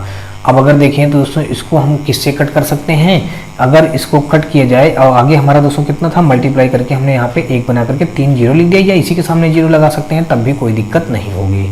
तो यहाँ पे अगर हम देखें दोस्तों तो हमारा जो ये राइट बन जाएगा, कुल मिलाकर देखें तो ये हमारा 12 से, अगर हम 12 का गुणा करें 432 में, देखते हैं दोस्तों 432 में अगर हम किसका गुणा करते हैं, 12 का, तो 12 दूनी 24, 4 हासिल लग जाएगा, 2 12 3 36 37 38 की 8 हासिल लग गया दोस्तों, 3 12 चौक 48, 3 हो जाएगा 51, यानी कि 51 432 से हमारा ये 5184 12 बार में कट जाएगा, तो हमने 12 लिख दिया। अब देखें तो ये आ जाएगा 12 बटे हमारा यहाँ पे हो गया 1000। अब हम क्या करेंगे, ये नीचे 3 जीरो हैं तो हम 3 अंक बाद दशमलव लगा देंगे, तो यहाँ पे ये 3 अंक हो गए। अब यहाँ पे हमारा कितना आ गया, 0.012 आ गया, यानी कि ऑप्शन नंबर देखा जाए तो 34 का बी के साथ ही क्वेश्चन क्या हो जाएगा, बिल्कुल राइट हो जाएगा। अगला क्वेश्चन देखते हैं दोस्तों 35 नंबर, और 35 नंबर क्वेश्चन पे दिया गया है, कहा गया है कि यदि 9 - 3x, फिर दूसरे ब्रैकेट में दिया गया है माइनस लगा करके, यहाँ पे 17x - 10 बराबर 1, तो x का मान ज्ञात कीजिए।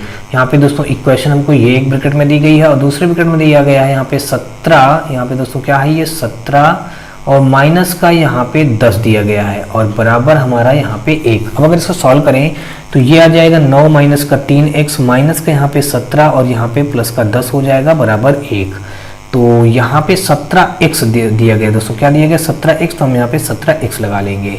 अब क्या करेंगे दोस्तों, यहाँ पे 17x ये है और 3x ये है, 17 और 3 जुड़ जाएंगे आपस में, तो माइनस का 20x हो जाएगा और 10 हमारा प्लस का ये है, 9 हमारा प्लस का ये है, 10 9 19 हो जाएगा और ये 19 हमारा जो होगा यहाँ पे हमने प्लस का 19 लिख दिया, हमने यहाँ पे प्लस का 19 बराबर हमारा 1। तो यहाँ पे माइनस का 20x यहाँ पे इधर घटाएंगे तो माइनस का 18 आ जाएगा, 19 इधर माइनस में हो जाएगा और 1 घट जाएगा दोस्तों, तो यहाँ पे माइनस का 18 आ गया। हमको x की वैल्यू निकालना है तो माइनस का 18 बटे माइनस का 20, तो ये 0 से 0 पॉइंट, ये माइनस माइनस कट गया और 2 से अगर कट करें दोस्तों तो यहाँ पे 9 आ गया, 9 बटे 10, 9 बटे 10 को हम लिख सकते हैं दोस्तों कितना 0.9 लिख सकते हैं, यानी कि ऑप्शन नंबर देखें तो 0.9 लिख दें या फिर हम 9 बटे 10 भी लिख सकते हैं। तो 9 बटे 10 हमारा यहाँ पे दिया गया है ऑप्शन पे, यानी कि यहाँ पे देखा जाए तो सी के साथ ही क्वेश्चन हमारा क्या हो जाएगा, बिल्कुल राइट हो जाएगा। 35 का दोस्तों कौन सा राइट हो गया, सी ऑप्शन। अगला क्वेश्चन देखते हैं दोस्तों 35 के बाद अगर 36 नंबर देखें तो 36 नंबर हमारा यहाँ पे ग्राफ से रिलेटेड क्वेश्चन आ गया। दोस्तों आप लोग ग्राफ जो है बहुत अच्छे से पढ़िएगा, क्योंकि ग्राफ के क्वेश्चन कम से कम दोस्तों मैथ में 15 क्वेश्चन आएंगे, 3 ग्राफ कम से कम यहाँ पे दिए जाएंगे। तो दोस्तों आप ग्राफ के क्वेश्चन जो है बहुत अच्छे से पढ़ लीजिएगा। चलिए मैं आपको बताने का प्रयास करता हूँ। यहाँ पे कहा गया, निर्देश में दिया गया कि 36 से 40 तक दिए गए चित्र में किसी वस्तु ए का आयात वर्ष 2000 से 2006 तक करोड़ रुपए में दर्शाया गया है। चित्र के आधार पर प्रश्नों का उत्तर दीजिए। अब यहाँ पे दोस्तों 2000 से 2001 में 500 करोड़, अब यहाँ पे 2001 से 2002 तक में 700 करोड़, 2002 से 2003 तक में 900 करोड़, 3 से 4 में 900 करोड़, 4 से 5 में 1000 करोड़ और 5 से 6 में 1200 करोड़। तो प्रश्न में पूछा गया है कि 2004-5 यानी कि 2004-5 देखें तो दोस्तों हमारा क्या हो जाएगा, 2004 से लेकर के 5 यानी कि 2004-5 ये हो जाएगा और से 2005-6 यानी कि 5-6 हमारा ये हो जाएगा तक ए के आयात में प्रतिशत बढ़त कितनी है। हमको यहाँ से ये बात बतानी है कि 4-5 और 5-6 में जो इसकी प्रतिशत बढ़त है वो बात बतानी है। दोस्तों यहाँ पे पहले 1000 था, बाद में 1200 हो गया, तो यानी कितना बढ़ गया दोस्तों, यहाँ पे देखें तो 200 बढ़ गया।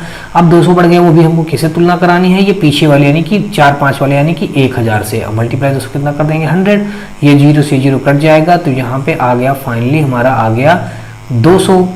अब यहाँ पे देखें, यहाँ पे दोस्तों हमारा क्या था, ये 100 नहीं था हमारा, ये 1000 था ना, 200 बटे 1000, तो यहाँ से 2 0 कट गया। अभी हमारा यहाँ पे बच गया दोस्तों कितना, ये 2 और 100। अब नीचे हमारा हो गया, नीचे भी एक 0 बचा है, तो ये 0 से 0 और कैंसिल कर दिया, तो कुल मिलाकर के यहाँ पे जो आ गया हमारा 20% आ गया। यानी कि ऑप्शन नंबर अगर देखें तो यहाँ पे हमारा 36 का ए के साथ क्वेश्चन क्या हो जाएगा, बिल्कुल राइट हो जाएगा। अगला क्वेश्चन देखते हैं दोस्तों, 36 के बाद अगर 37 नंबर देखा जाए तो 37 नंबर क्वेश्चन में कहा गया है कि सभी वर्षों के लिए साल दर साल ए के आयात में बढ़ोतरी का औसत कितना होगा।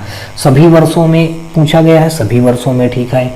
अब कहा गया है कि सभी वर्षों के लिए साल दर साल ए के आयात में बढ़ोतरी का औसत, तो ये जो ए की बढ़ रहा है तो इसका औसत हमको बताना है। तो सबसे पहले अगर देखें तो यहाँ पे ध्यान से समझिए, क्वेश्चन में क्या कहा गया कि सभी वर्षों के लिए साल दर साल ए के आयात में बढ़ोतरी का औसत, जो ए की आय में हर साल बढ़ रहा है उसी का हमको औसत बताना है। तो पहले मान लीजिए 2000 से 2001 में ए की ये औसत कितना, यहाँ पे कमाई कितनी थी, यानी कि 500 थी। अब अगले साल या 500 से ये 700 हो गई, तो यानी कि 200 बढ़ गई। कितनी बढ़ गई दोस्तों, 200। फिर 700 से दोस्तों 900 हो गई, फिर 200 बढ़ गई। अब 900 से 900 ही रही, तो यानी कि कुछ नहीं बढ़ा, 0 का 0 ही रहा। अब 900 से दोस्तों देखें तो 1000 हो गया, यानी कि फिर यहाँ पे देखें तो हमारा 100 बढ़ गया। अब दोस्तों 1000 से 1200 पहुंच गया, तो यानी कि फिर 200 बढ़ गया। अब इन्हीं का एवरेज निकालना है दोस्तों, तो इसलिए बटे इतना एवरेज कितना हो जाएगा, 1 2 3 4 5 हो जाएगा। बटे कितना कर देंगे दोस्तों, 5। हमें क्या निकालना है दोस्तों, एवरेज, यानी कि एवरेज निकाल रहे हैं। तो अब अगर इनको जोड़ दें तो 2 2 4 1 5 5 2 700 आ जाएगा। बटे कितना हो जाएगा, 5। अब 5 का अगर इसमें भाग दें तो 5 1 5 हो जाएगा, 2 तो हो गया 20, तो 5 चौक 20 यानी कि 0। 140 हमारा इस क्वेश्चन का क्या हो जाएगा, बिल्कुल राइट आंसर हो जाएगा 140 करोड़। यानी कि ऑप्शन नंबर देखा जाए तो यहाँ पे बी के साथ ये क्वेश्चन क्या हो जाएगा, बिल्कुल राइट हो जाएगा। 37 के बाद अगर दोस्तों 38 नंबर देखते हैं तो 38 नंबर क्वेश्चन पे दिया गया है, कहा गया है कि दिए गए चित्र में किसी वस्तु ए का आयात वर्ष 2000 से 2006 तक करोड़ रुपए में दर्शाया गया है। चित्र के आधार पर प्रश्नों के उत्तर दीजिए।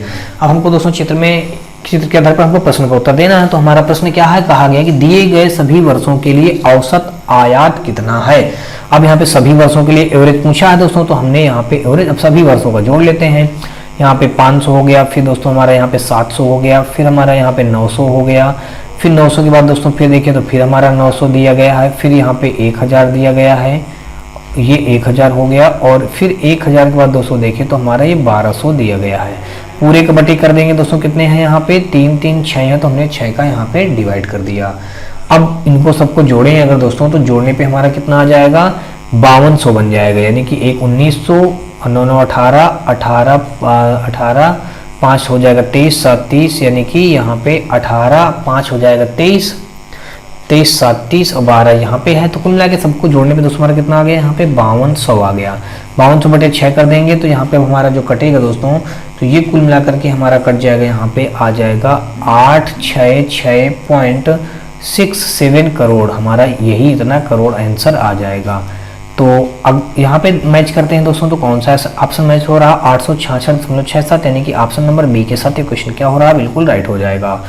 अगला क्वेश्चन देखते हैं दोस्तों, यहाँ पे 39 नंबर क्वेश्चन दिया गया, कहा गया कि उन वर्षों की संख्या क्या है जिनमें ए का औसत आयात से कम है। हमको उन वर्षों की संख्या बतानी है जिनमें ए का आयात औसत आयात से कम है। यानी कि दोस्तों अगर देखें तो ए का जो औसत आयात आया है दोस्तों, अभी जो पिछला हम लोग क्वेश्चन सॉल्व किए हैं, तो इस पिछले क्वेश्चन देख लीजिएगा, ए की औसत आयात कितना आया है, 866.67 करोड़ आया है। कितना आया दोस्तों, देखें तो 866, यानी कि 866.67 करोड़ ये आया है इनका औसत। यानी कि उन वर्षों की संख्या क्या है जिनमें ए का औसत, तो ये ए का औसत आयात है ना दोस्तों, ए का औसत आयात से कम है, यानी कि औसत आयात से दोस्तों 866 करोड़ है, तो 866 करोड़ से कम दोस्तों ये एक हमारा 501 वाला हो गया, ये 700 वाला कम हो गया, और 900 ये तो हमारा 866 से बड़ा है, ये भी 866 से बड़ा है, ये भी, यानी कि सारे बड़े हैं।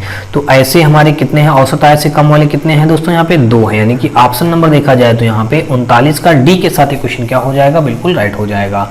अगला क्वेश्चन देखते हैं दोस्तों 39 के बाद अगर 40 नंबर देखते हैं तो 40 नंबर क्वेश्चन पे दिया गया, कहा गया है कि 2001 से 2002 तक के आयात में प्रतिशत बढ़त कितना है, हमको ये बात बताना है। कुल मिला के 2000 से 2001, तो 2000 से 2001 ये है, और 2001 से 2002 ये है। कह रहा कि ए के आयात में प्रतिशत बढ़त कितनी है, यानी कि वृद्धि कितनी है, प्रतिशत वृद्धि हमको निकालनी है दोस्तों, तो प्रतिशत यहाँ पे हम लिख देते हैं वृद्धि।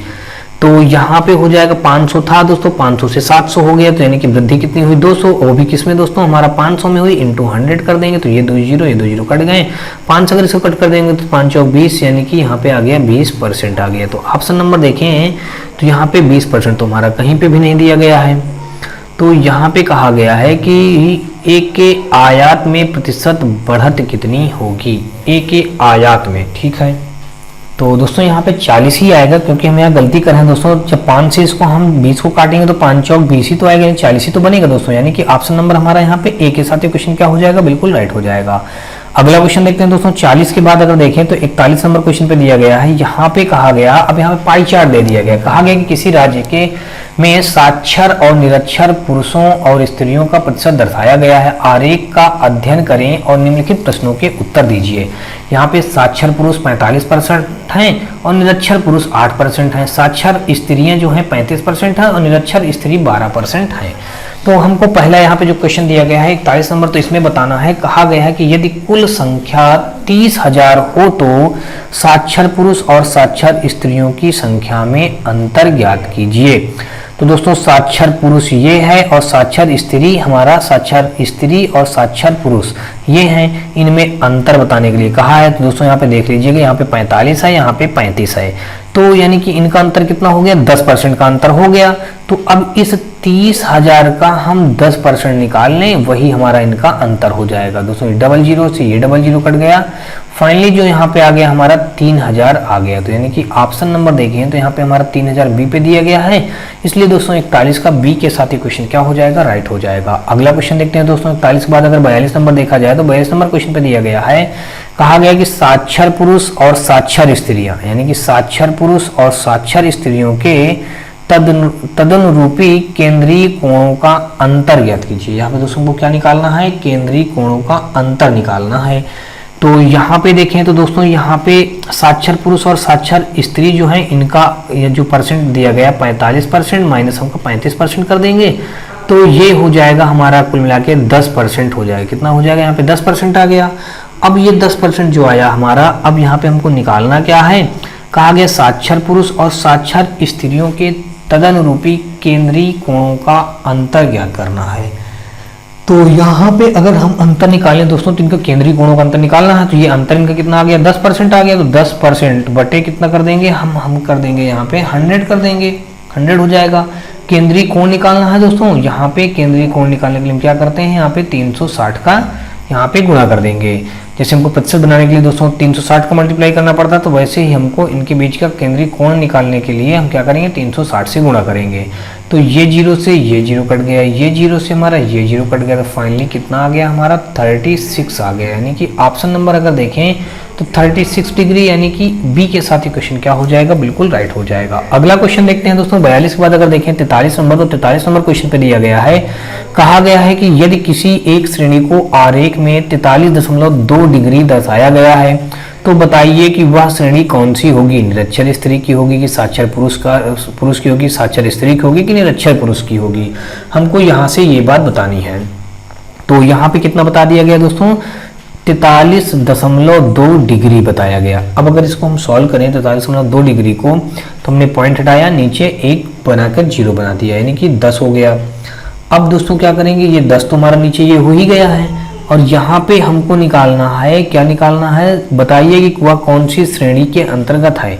तो यहाँ पे हमको क्या कर देना है, 100 का हमको परसेंटेज निकालना है, तो 100 का गुणा कर देंगे और यहाँ पे हम कितना कर देंगे, 360 का भाग दे देंगे। अब अगर इसको हल किया जाए तो दोस्तों ये जीरो और ये दोनों जीरो ये कैंसिल हो गए, तो यहाँ पे 36 और यहाँ पे ऊपर बचा 432 बटे यहाँ पे 36। अब अगर इसको हल करें तो दोस्तों यहाँ कितना हो जाएगा हमारा, 4 नहीं 36 हो जाएगा, 4 एक अन्नम 4, 4 0 0, 4 अठे 32, 9 एक अन्नम 9 और 9 दूना 18 यानी कि 12 आ जाएगा। तो कुल मिलाकर के हमको ये बात बतानी कि वह श्रेणी कौन सी है दोस्तों, 12 डिग्री आया है दोस्तों, यानी कि 12% आया, डिग्री नहीं 12% आया है। तो ये 12% यहाँ पे देख लीजिए कहाँ पे दिया गया है, निरक्षर स्त्री में दिया गया है, यानी कि देखें तो इसमें कुल 12% में, यानी 12% हमारी निरक्षर महिलाएं हैं। तो चलिए अगला क्वेश्चन देखते हैं। 43 के बाद 44 नंबर देखा जाएगा। 44 नंबर क्वेश्चन पे दिया गया है, कहा गया है कि निरक्षर पुरुष और निरक्षर स्त्री का योग करने पर केंद्र पर कुल कितना कोण बनेगा, हमको ये बात बतानी है।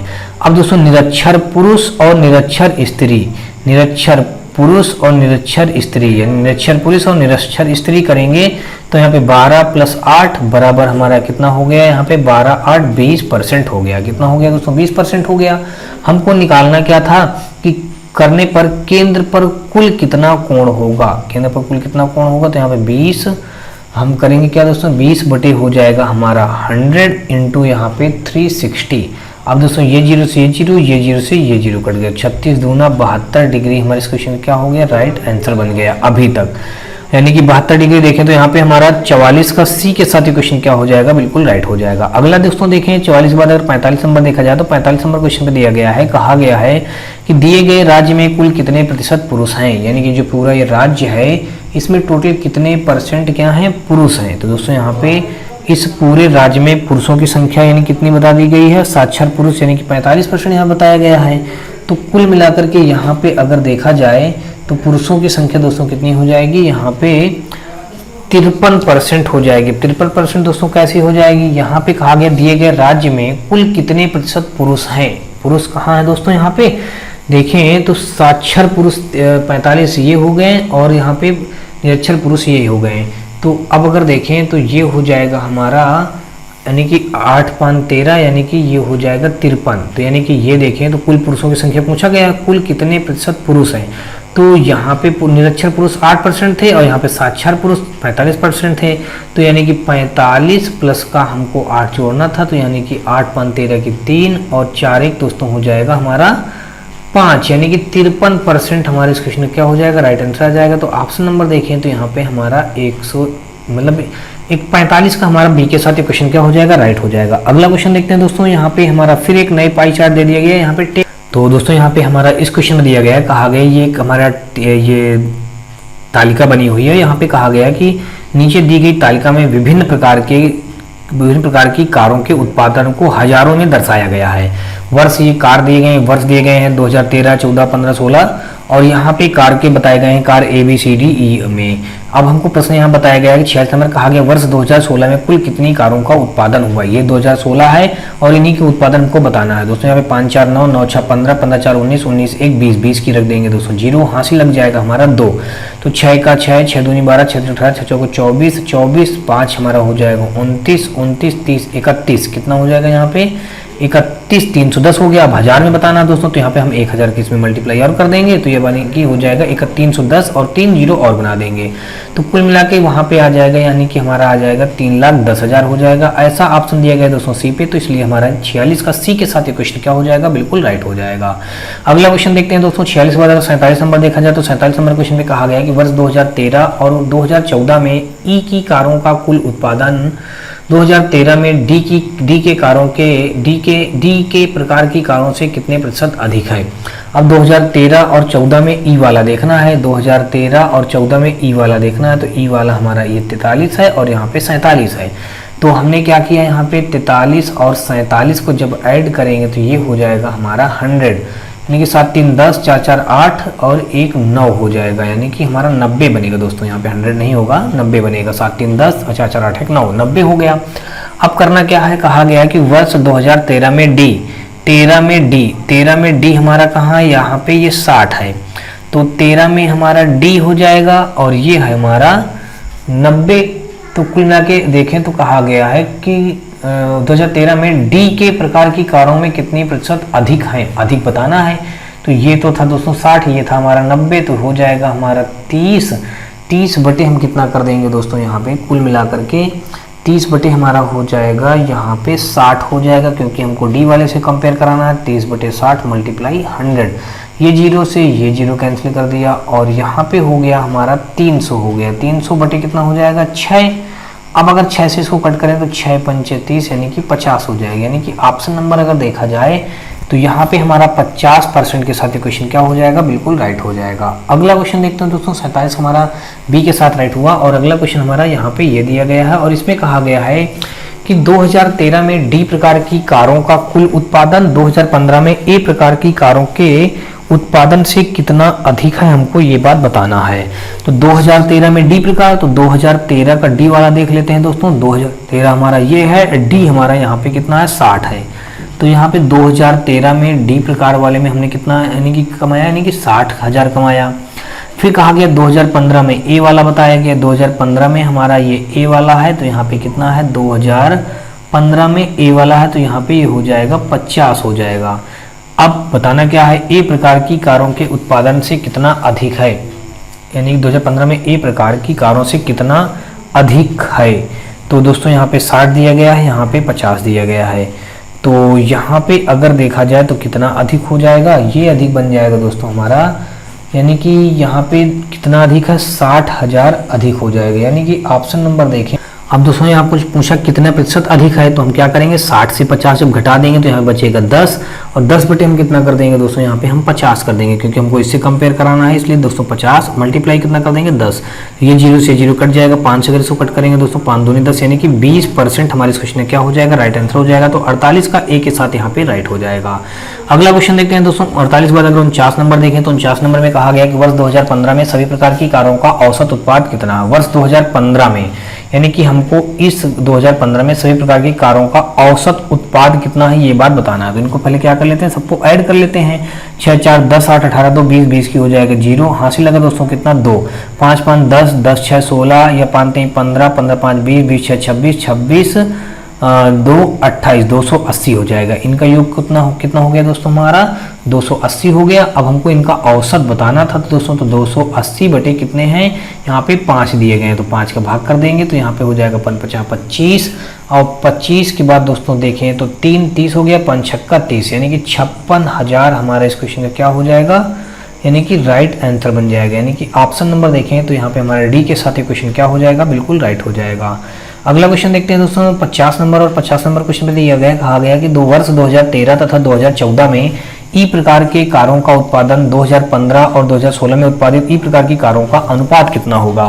2013 और 14 में कहा गया दोस्तों, यहाँ पे ये 50 नंबर हमारा ये था और यहाँ पे कहा गया है कि वर्ष 2013 और 14 में ई प्रकार, 13 ये है 14 ये है, ई प्रकार कहा है तो ई प्रकार में 43 और 47, इनको हम जब ऐड कर देंगे दोस्तों तो 7 3 10 की 0 हो जाएगा और 4 4 8 1 9 यानी कि 90 हो जाएगा। अब ये अनुपात हमने कर दिया। फिर कहा गया है कि कारों के उत्पादन से 2015 और 2016 में ई प्रकार, अब 15 और 16 में ई प्रकार पूछा है फिर, यानी कि 54 और 64 पूछा है। तो 54 और 64 को अगर हम जोड़ें तो 4 4 ये हो जाएगा हमारा 8 हो जाएगा, 6 5 11 यानी कि 118 हो जाएगी। इनका अनुपात बताना था दोस्तों, तो हम अनुपात में क्या करेंगे, इनको निम्नतम पदों में काटते चले जाएंगे तो यहाँ पे आ जाएगा 45 आ जाएगा, ये हो जाएगा हमारा अनुपात और यहाँ पे 2 पंचे 10 2 नहीं 18 हो जाएगा। तो 45 अनुपात 59 हमारे इस क्वेश्चन में क्या हो जाएगा, बिल्कुल राइट आंसर बन जाएगा। तो ऑप्शन नंबर देखें तो यहाँ पे हमारा बी के साथ ये क्वेश्चन क्या हो रहा है, बिल्कुल राइट हो रहा है। अगला क्वेश्चन देखते हैं दोस्तों, यहाँ पे अगला क्वेश्चन हमारा दिया गया है यहाँ पे 51 से 55 में, फिर हमको यहाँ पे क्या दे दी गई, टेबल दे दी गई, हमको इसको भी सॉल्व करके बताना है कि यहाँ पे कौन सा आंसर हो जाएगा। तो यहाँ पे कहा गया दी गई तालिका में 6 वर्षों में 4 उत्पाद ए बी सी डी की बिक्री से किसी कंपनी का राजस्व करोड़ों में दिखाती है। तालिका का ध्यानपूर्वक अध्ययन करें और दिए गए प्रश्नों का उत्तर दें। अब प्रश्न में दिया गया, कहा गया कि वर्ष 2013 में सभी उत्पादों की औसत बिक्री कितनी थी। वर्ष 2013 में सभी उत्पादों की औसत बिक्री पूछा गया है दोस्तों। वहाँ पे कौन सा पूछा गया, वर्ष 2013। दोस्तों 2013 के इनको अगर हम जोड़ दें तो ये कितना हो जाएगा 207 हो जाएगा। अब दोस्तों चलिए ऐसे एक एक अंक करके जोड़ लेते हैं। 4 3 7 और 7 7 14 15 15 5 20 की हो जाएगी 0, हासिल लगा दोस्तों 2, 9 9 18 18 2 20 20 में हमारा फिर हो जाएगा 0, फिर हासिल लगा हमारा 2 1 1 2 2 2 4 यानी कि 400 हो गया। अब इनको हमको क्या निकालना, औसत निकालना था दोस्तों। तो यहाँ पे हम क्या करेंगे, यानी कि 2013 का हम एवरेज निकाल रहे हैं, 2013 का ये एवरेज। तो ये जो हो जाएगा 400 बटे कितना कर देंगे, यहाँ पे टोटल 4 दिए गए हैं, 4 कर दिया तो ये 4 से हमारा ये 4 कट जाएगा। तो फाइनली जो आ जाएगा हमारा 100 करोड़ आ जाएगा। यानी कि ऑप्शन अगर देखा जाए तो 100 करोड़ के साथ ये क्वेश्चन हमारा क्या हो जाएगा, बिल्कुल राइट हो जाएगा। और बढ़ेंगे हम लोग अगले क्वेश्चन की ओर। 51 के बाद अगर 52 नंबर देखा जाए तो 52 नंबर क्वेश्चन पे दिया गया, कहा गया उत्पाद सी द्वारा 6 वर्षों में कुल कितना राजस्व प्राप्त होगा। उत्पाद सी द्वारा 6 वर्षों में कुल कितना हमको राजस्व प्राप्त होगा। तो सी का दोस्तों अगर जोड़ें तो यहाँ पे 0 0 यानी कि पूरा ये हमारा सी वाली लाइन क्या हो जाएगी, सभी वर्षों का जुड़ जाएगा। ये पूरा हमको क्या करना है, ऐड करके बताना है। तो एक एक अंक करके जोड़ते हैं दोस्तों। 0 0 2 5 2 7 7 4 11 11 9 हो जाएगा 20 20 की हो जाएगी 0, हासिल कितना लगा दोस्तों 2। अब 2 1 3 3 3 9 3 12 12 8 20 1 21 21 8 29 1 ही दोस्तों हो जाएगा 0, 29 के हम क्या रख देंगे यहाँ पे 9। अब हमारा क्या कितना बचा दोस्तों, कैरी हो गया 2। अब आगे अगर जोड़ें तो दोस्तों तो ये हो जाएगा 1 2 1 3 3 1 4 और 4 1 ये 5 यानी कि 590 बनेगा दोस्तों। कितना बनेगा 590। अब हमको बताना क्या था, कितना राजस्व प्राप्त होगा। उत्पाद सी द्वारा 6 वर्षों में कुल कितना राजस्व प्राप्त होगा, 590 करोड़ प्राप्त होगा। तो देखें तो ऐसा ऑप्शन हमारा कहाँ पे दिया गया दोस्तों, सी पे दिया गया। इसलिए दोस्तों 52 का सी के साथ ये क्वेश्चन क्या हो जाएगा, बिल्कुल राइट हो जाएगा। अगला क्वेश्चन देखते हैं। और इस क्वेश्चन में कहा गया है कि 2014 में उत्पाद ए से 2013 में उत्पाद बी से उत्पन्न राजस्व का अनुपात क्या है, हमको ये बात बताना है। 2014 में उत्पाद ए देखना है तो 2014 में उत्पाद ये हमारा कितना है, यहाँ पे 84, हमने 84 रख दिया, अनुपात कर दिया। फिर कहा गया है कि 2013 में उत्पाद बी, 2013 हमारा ये है, उत्पाद बी यहाँ पे 98 दिया गया, 98 रख दिया। अगर इसको दोस्तों हम कट करें, किससे 2 से कट करते हैं तो ये किससे कट जाएगा हमारा। अगर ये 4 से कट कर दे तो क्या 4 से कटेगा, नहीं कटेगा। 2 से हम कट करते हैं तो 2 चौको 8 2 दूना 4, फिर 2 चौको 8 2 9 18, यानी कि अब अगर देखें तो ये हमारा 7 से कट जाएगा तो 7 6 42 और 7 7 49, यानी कि ऑप्शन नंबर जो हमारा यहाँ पे यानी कि 6:7 यानी कि बी के साथ ही क्वेश्चन क्या हो जाएगा, बिल्कुल राइट हो जाएगा। अगला क्वेश्चन देखते हैं दोस्तों। यहाँ पे 53 के बाद अगर 54 नंबर देख लिया जाए, 54 नंबर क्वेश्चन पे दिया गया है, कहा गया है कि वर्ष 2017 में कंपनी को सभी उत्पादों से कुल कितना राजस्व प्राप्त होगा। वर्ष 2017 में कंपनी को सभी उत्पादों से, 17 ये है, इसको सभी उत्पादों से कुल कितना राजस्व प्राप्त होगा, हमको ये बात बताना है। 4 6 4 10 10 की हमने रख दिया 0, हासिल लग गया दोस्तों हमारा 1, और 8 9 1 10 10 8 18 18 की हमने रख दिया दोस्तों 8, और हासिल लग गया हमारा 2, और 1 1 2 और 2 यहाँ पे हो गया 4, यानी कि 480 हमारा इस क्वेश्चन में क्या हो जाएगा, बिल्कुल राइट हो जाएगा। फिर से दोस्तों जोड़ते हैं। यहाँ पे अगर हम जोड़ने का प्रयास करते हैं तो कहीं से गलती कर दिया है हमने। जोड़ते हैं दोस्तों। यहाँ पे 6 4 10 की 0, हासिल लग गया दोस्तों हमारा 1 9 1 10 8 18 18 की 8, हासिल लगा दोस्तों हमारा 1 1 1 2 1 3, यहाँ पे 4 नहीं होगा दोस्तों, कितना होगा यहाँ पे 3 होगा, यानी कि 380, यानी कि देखें 380 करोड़ हमारा ये क्वेश्चन हो गया। यानी कि ऑप्शन नंबर देखा जाए तो 54 का हमारा कौन सा राइट हो जाएगा दोस्तों, 54 का हमारा यहाँ पे राइट बन गया। ए के साथ ही क्वेश्चन क्या हो जाएगा, राइट हो गया। 54 के बाद अगर दोस्तों 55 नंबर देखा जाए तो 55 नंबर हमारा यहाँ पे दिया गया है, कहा गया है कि वर्ष 2016 में कंपनी को सबसे अधिक राजस्व किस उत्पाद से प्राप्त हुआ। वर्ष 2016 में कंपनी को सबसे अधिक राजस्व 2016 दोस्तों हमारा ये है, इसमें देखना है कौन सी कंपनी से उसको सबसे ज्यादा राजस्व प्राप्त होता है। तो यहाँ पे 89 हुआ, यहाँ पे 88, यहाँ पे 92, यहाँ 95, सबसे ज्यादा राजस्व यानी कि ऑप्शन नंबर देखें तो 95 हमारा हो जाएगा। यानी कि इसका क्वेश्चन का राइट आंसर यानी कि ऑप्शन नंबर डी हमारा दिया गया है दोस्तों यहाँ पे ए में, तो इसलिए हमारा इस क्वेश्चन का राइट आंसर ए बन जाएगा। अगला क्वेश्चन देखते हैं दोस्तों। यहाँ पे अगला क्वेश्चन जो हमारा दिया गया है, यहाँ पे कहा गया है कि निम्नलिखित में से कौन सा वाक्य शुद्ध वाक्य है। मैं सारी रात भर जागता रहा, या मैं पूरी रात भर जागता रहा, मैं सारी रात जागता रहा। यानी कि यहाँ पे देखें तो कुल मिलाकर के ये जो हमारा राइट हो जाएगा यहाँ पे मैं सारी रात जागता रहा। यानी कि ऑप्शन नंबर अगर देखा जाए तो यहाँ पे 56 का हमारा सी के साथ ये क्वेश्चन क्या हो जाएगा, बिल्कुल राइट हो जाएगा। तो दोस्तों यहाँ पे 57 नंबर क्वेश्चन पे दिया गया, कहा गया कि निम्नलिखित शब्दों में पुल्लिंग शब्द कौन सा होगा। तो दोस्तों हमको पुल्लिंग बताना है। तो यहाँ पे देखें बच्ची, नायिका, अध्यापक, चाची, ये कितने वर्ड दिए गए दोस्तों, हमें कुल मिला के 4 वर्ड ऑप्शन दिए गए हैं, यानी कि हमको पुल्लिंग बताना है। दोस्तों आप जानते हैं पुल्लिंग और स्त्रीलिंग होता है, तो यहाँ पे हमको पुल्लिंग यानी कि पुरुष वाला बताना है, यानी कि बच्ची हो गई, नायिका हो गई, अध्यापक हो गया, चाची हो गया।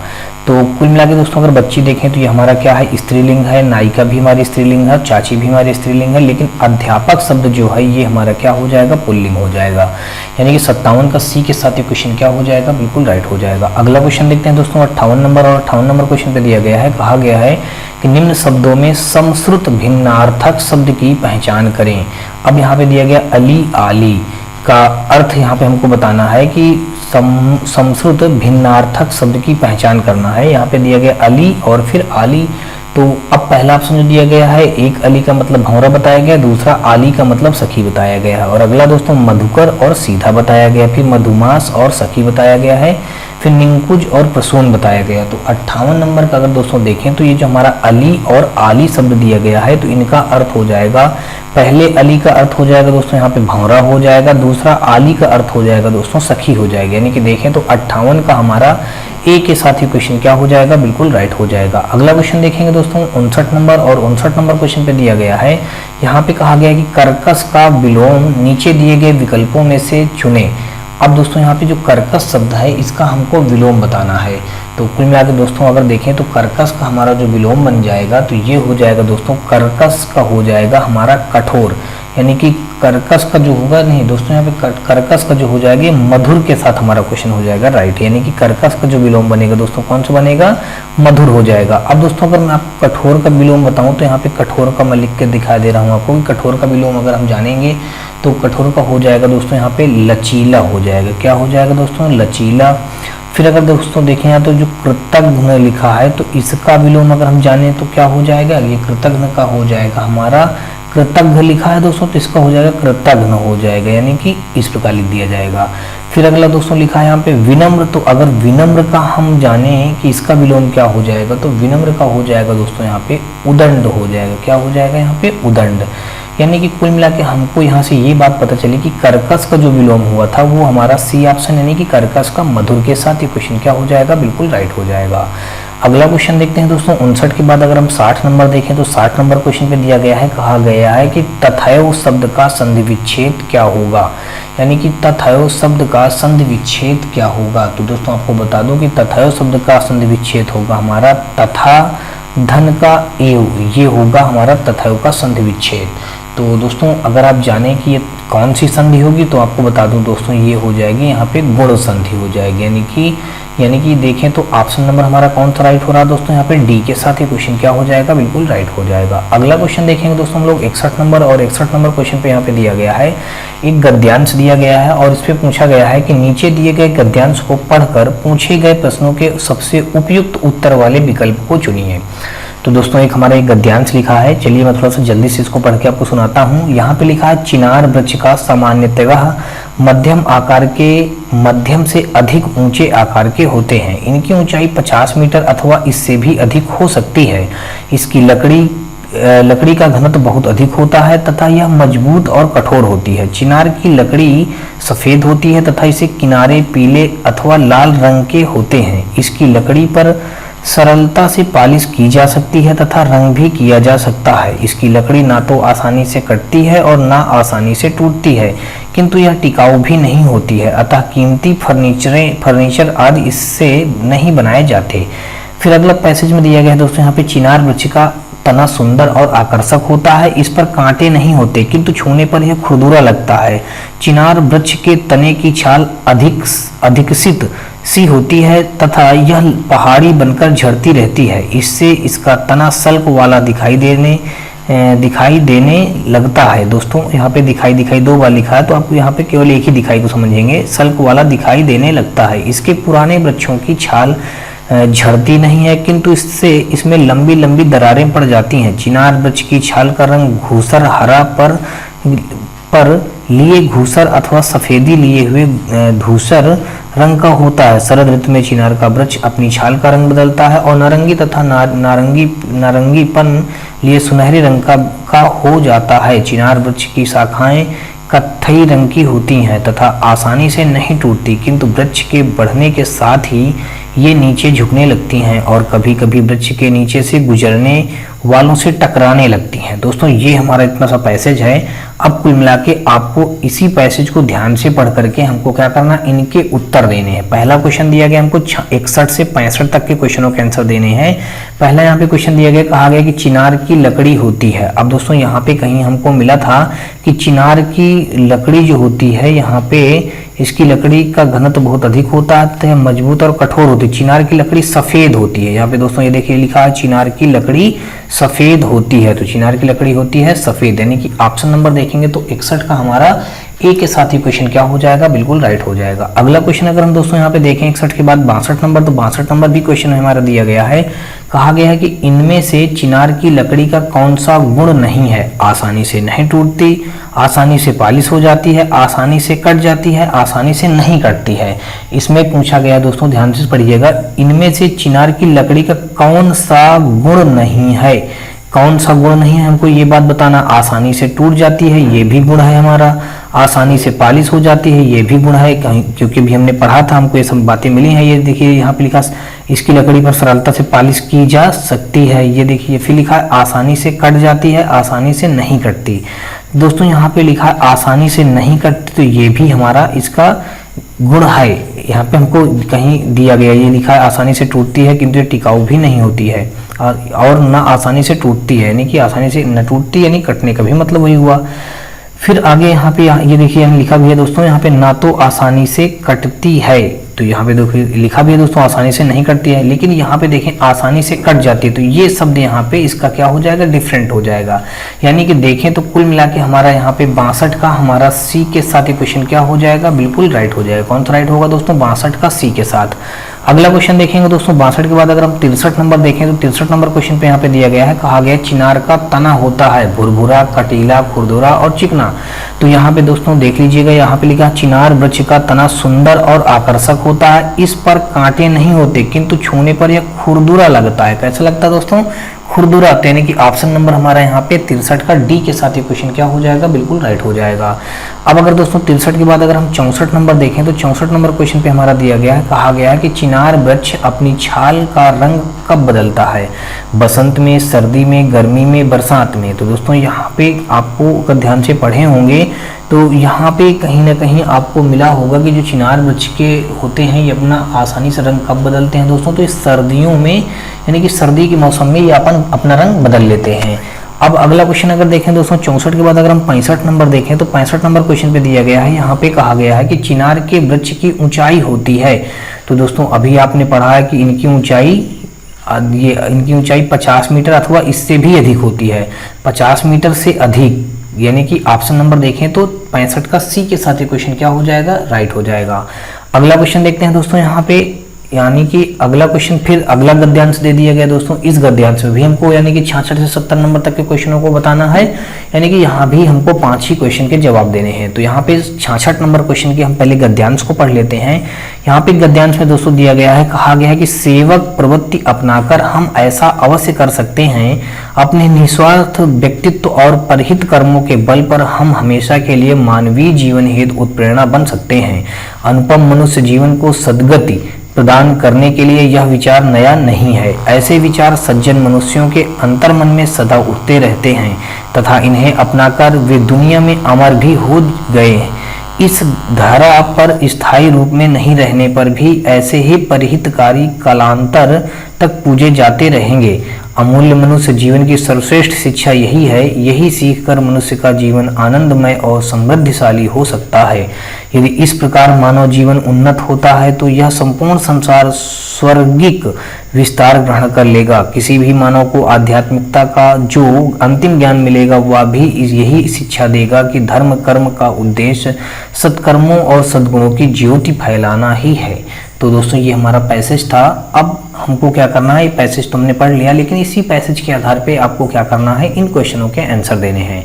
तो पहला क्वेश्चन हमारा यहाँ पे है 66 नंबर, कहा गया कि हमारा जीवन सदा प्रेरणा बन सकता है यदि हम, यानी कि हमारा जीवन जो है सदा प्रेरणा युक्त बन सकता है यदि हम क्या करें, परहित और परोपकार करें, निस्वार्थ भाव से परोपकार करें, पर सेवा के लिए सबको प्रेरित करें, सेवक प्रवृत्ति का प्रचार प्रसार करें।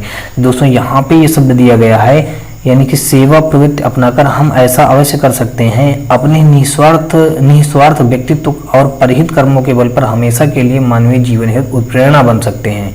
तो यानी कि ऑप्शन नंबर देखें तो यहाँ पे ये जो शब्द लिखा है, निस्वार्थ व्यक्तित्व को परहित कर्मों के बल पर हम हमेशा के लिए मानवीय जीवन हेतु उत्प्रेरणा बन सकते हैं, यानी कि निस्वार्थ भाव से परोपकार करने पे। यानी कि 66 का देखें तो हमारा बी के साथ ये क्वेश्चन क्या हो जाएगा, राइट हो जाएगा। अगला क्वेश्चन देखेंगे दोस्तों 66 के बाद अगर देखा जाए 67 नंबर, तो यहाँ पे कहा गया धर्म के आचरण का उद्देश्य है। हमको यहाँ से ये बात बतानी है कि धर्म के आचरण का उद्देश्य क्या होगा। तो नंबर 1 में दिया गया, कहा गया कर्म पर आस्था रखना, अपने धर्म का प्रचार प्रसार करना, आध्यात्मिकता की शिक्षा प्रदान करना, अच्छे कर्मों और गुणों का प्रकाश फैलाना। तो यहाँ पे दोस्तों अभी बीच में आपने पढ़ा है, कहीं से आपको मिला था कि यहाँ पे जो होगा, यहाँ पे दिया गया अच्छे कर्मों, यानी कि अच्छे कर्मों और गुणों का प्रकाश फैलाने, यानी कि ऑप्शन नंबर डी के साथ ये क्वेश्चन क्या हो जाएगा, हमारा बिल्कुल राइट हो जाएगा। अगला क्वेश्चन देखते हैं दोस्तों, और अगला क्वेश्चन में हमारा दिया गया है, कहा गया कि ऐसे पोषक लोग सदा पूजे जाते रहेंगे जो कि क्या होंगे, अमूल्य मानव जीवन पर शिक्षक रहें, सेवा वृत्ति अपनाकर परहित करते रहें, धरती पर स्थायी रूप से नहीं रहें, आनंदमय जीवन जीते रहें, आनंदमय यहाँ पे होना चाहिए, आनंदमय जीवन जीते रहें। तो यहाँ पे दोस्तों हमारा जो इसका राइट आंसर बन जाएगा 68 नंबर में, ऐसे पोषक लोग सदा पूजे जाते रहेंगे जो कि हमारा क्या होगा, सेवा वृत्ति अपनाकर परहित करते रहें। यानी कि ऑप्शन नंबर देखें तो 68 का बी के साथ ये क्वेश्चन क्या हो जाएगा, हमारा बिल्कुल राइट हो जाएगा।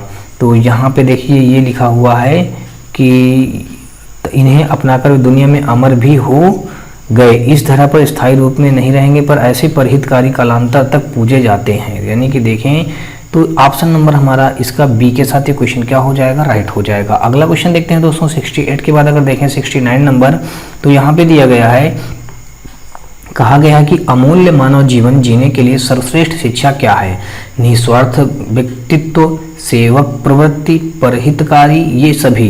तो 69 का अगर दोस्तों हम देखें तो ये सभी इसके लिए गुण मौजूद होने चाहिए। यानी कि अमूल्य मानव जीवन जीने के लिए सर्वश्रेष्ठ शिक्षा क्या होनी चाहिए, निस्वार्थ व्यक्तित्व होना चाहिए, सेवा प्रवृत्ति होनी चाहिए, परहितकारी होना चाहिए, ये सभी होना चाहिए। यानी कि देखें तो 69 का डी के साथ ये क्वेश्चन क्या हो जाएगा, बिल्कुल राइट हो जाएगा।